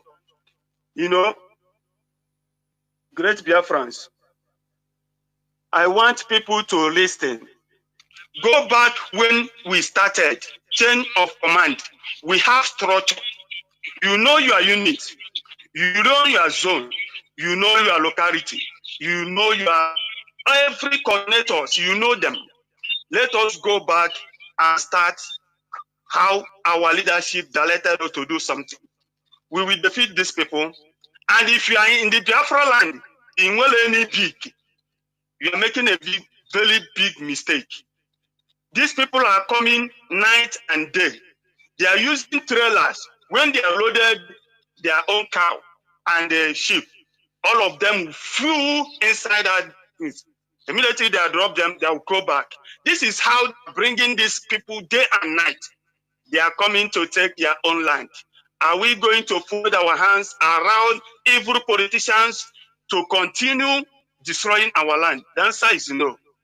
We must say no to these evil things that evil politicians trying to do. Coming to Soludo, everybody knows Soludo very well. Everybody knows Soludo very well. Soludo, this is complete 3 years, and now he wanted to form another one, while many security agencies, all the political security agencies is in Anambra. They are not doing anything, only kidnapping. Only kidnapping, only kidnapping. He now trying to recruit more insecurity in our land. And the people keep quiet, looking one man, all because he's a governor, destroying the whole list. The same thing Dave Umai did in Abakaleke. From Abakaleke, he entered Imo State. Uzodinjo, continue. Now, Soludo, solution. They are calling it a solution. Look at what we are seeing in the solution today. Our people should know. Nobody will save us. No politicians, no any security outfit politician will form in the favor of masses. No, to kill you and subdue you so that you will be a slave forever. But we said no to it. We will continue until when more July, because I can that is why everybody keep quiet. Keep quiet, you know. Now, I want to ask people, this my brother who lamented about his own village taken by unknown people. Catholic Church, is he not there? All the winners, is he not there? Lady, is he not there? Assemblies of God's Church, is he not there? All these people that is seen unseen, where are they? They also run away from the community, waiting for who to physical to come and clean the land for them. Come and start making noise, telling us rubbish all over the place. Our people should know, only us can solve this problem. Nobody will save us. Of Only course, us. there will. There will. Elohim bless the good ones who are doing the needful. Without the reason for a good work. There will. We must continue. I'm now joined by Mazi Isayoba. Mazi, are you still there? Can you hear me? Yes, I'm here. Thank you very much, Mazi. Maz. I don't know if I'm coming out clear. You are. Go on. All right. Good evening, Maz. Thank you very much for this evening edition. I've been listening to the whole analysis and presentation, and also listening to the callers. And I decided just to call in and also make a small contribution. Of course, my name is Mazi Isayoba, and I'm greeting the lovers of freedom and also IPOB worldwide, and my special regard to Onyedu. Now, Mazi, just two things I want to pick from the whole thing you are saying now, because of the time factor. Now, looking at the is it the EFCC man that was shot? There's something that that was shot in a compound. Why they are trying to invade the compound, looking for only God knows what they are looking for. Now, anybody that knows the state of Nigeria today with the insecurity can understand that somebody coming in your house through the fence in the middle of the night. I don't know, how anyone can justify or anybody can send a group of people or a few individuals in the middle of the night without notification, in the middle of the night with the state of Nigeria today, to go and catch somebody. It's a suicide mission. Such a special movement is what led to the loss of life And we only Mazi, have this for me now personally, because I believe that these people want to go and kidnap somebody. I'm telling you honestly. It's a complete kidnap mission. that's where I am going. Okay, go. Looking at that, is a very wrong thing anybody can imagine going to someone's house in an apartment like that, because we only had it now because there was a loss of life there, and before you know it, they have buried the person. And one idiot that is a blogger that they are using now to distract Nigerian youth, according to them, jumped out immediately. I don't blame him. I don't blame him, because this is what we have been saying: misplacement of priority. Our people, Don Jazzy donated 100 million to this guy, this charlatan that has no job, that is going naked everywhere, that has no respect, that is actually in a charlatan, a charlatan. So Don Jazzy, who knew what his race is going through, knows that IPOB is here, know that Mazi Nnamdi Kanu is there, know what we are fighting for. Instead of him to make contact with the struggle and those who are in charge with the struggle, he went and donated 100 million. And now the very first thing this guy he gave this money to did is to blackmail his people, his own youth, setting a president for Nigerian security agencies to launch more attack on the youth.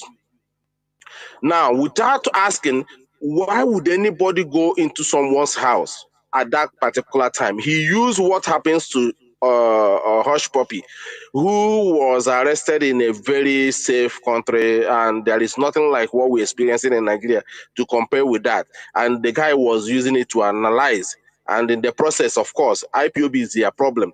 Now, our people need to be very, very strong. Our people need to rally around IPOB. And there is a reason why these people are waging war on IPOB, because that's the only thing left for our people in Nigeria. There is nobody speaking for you. We have said this, and we have been saying it, and we will continue to say this so that our people will understand.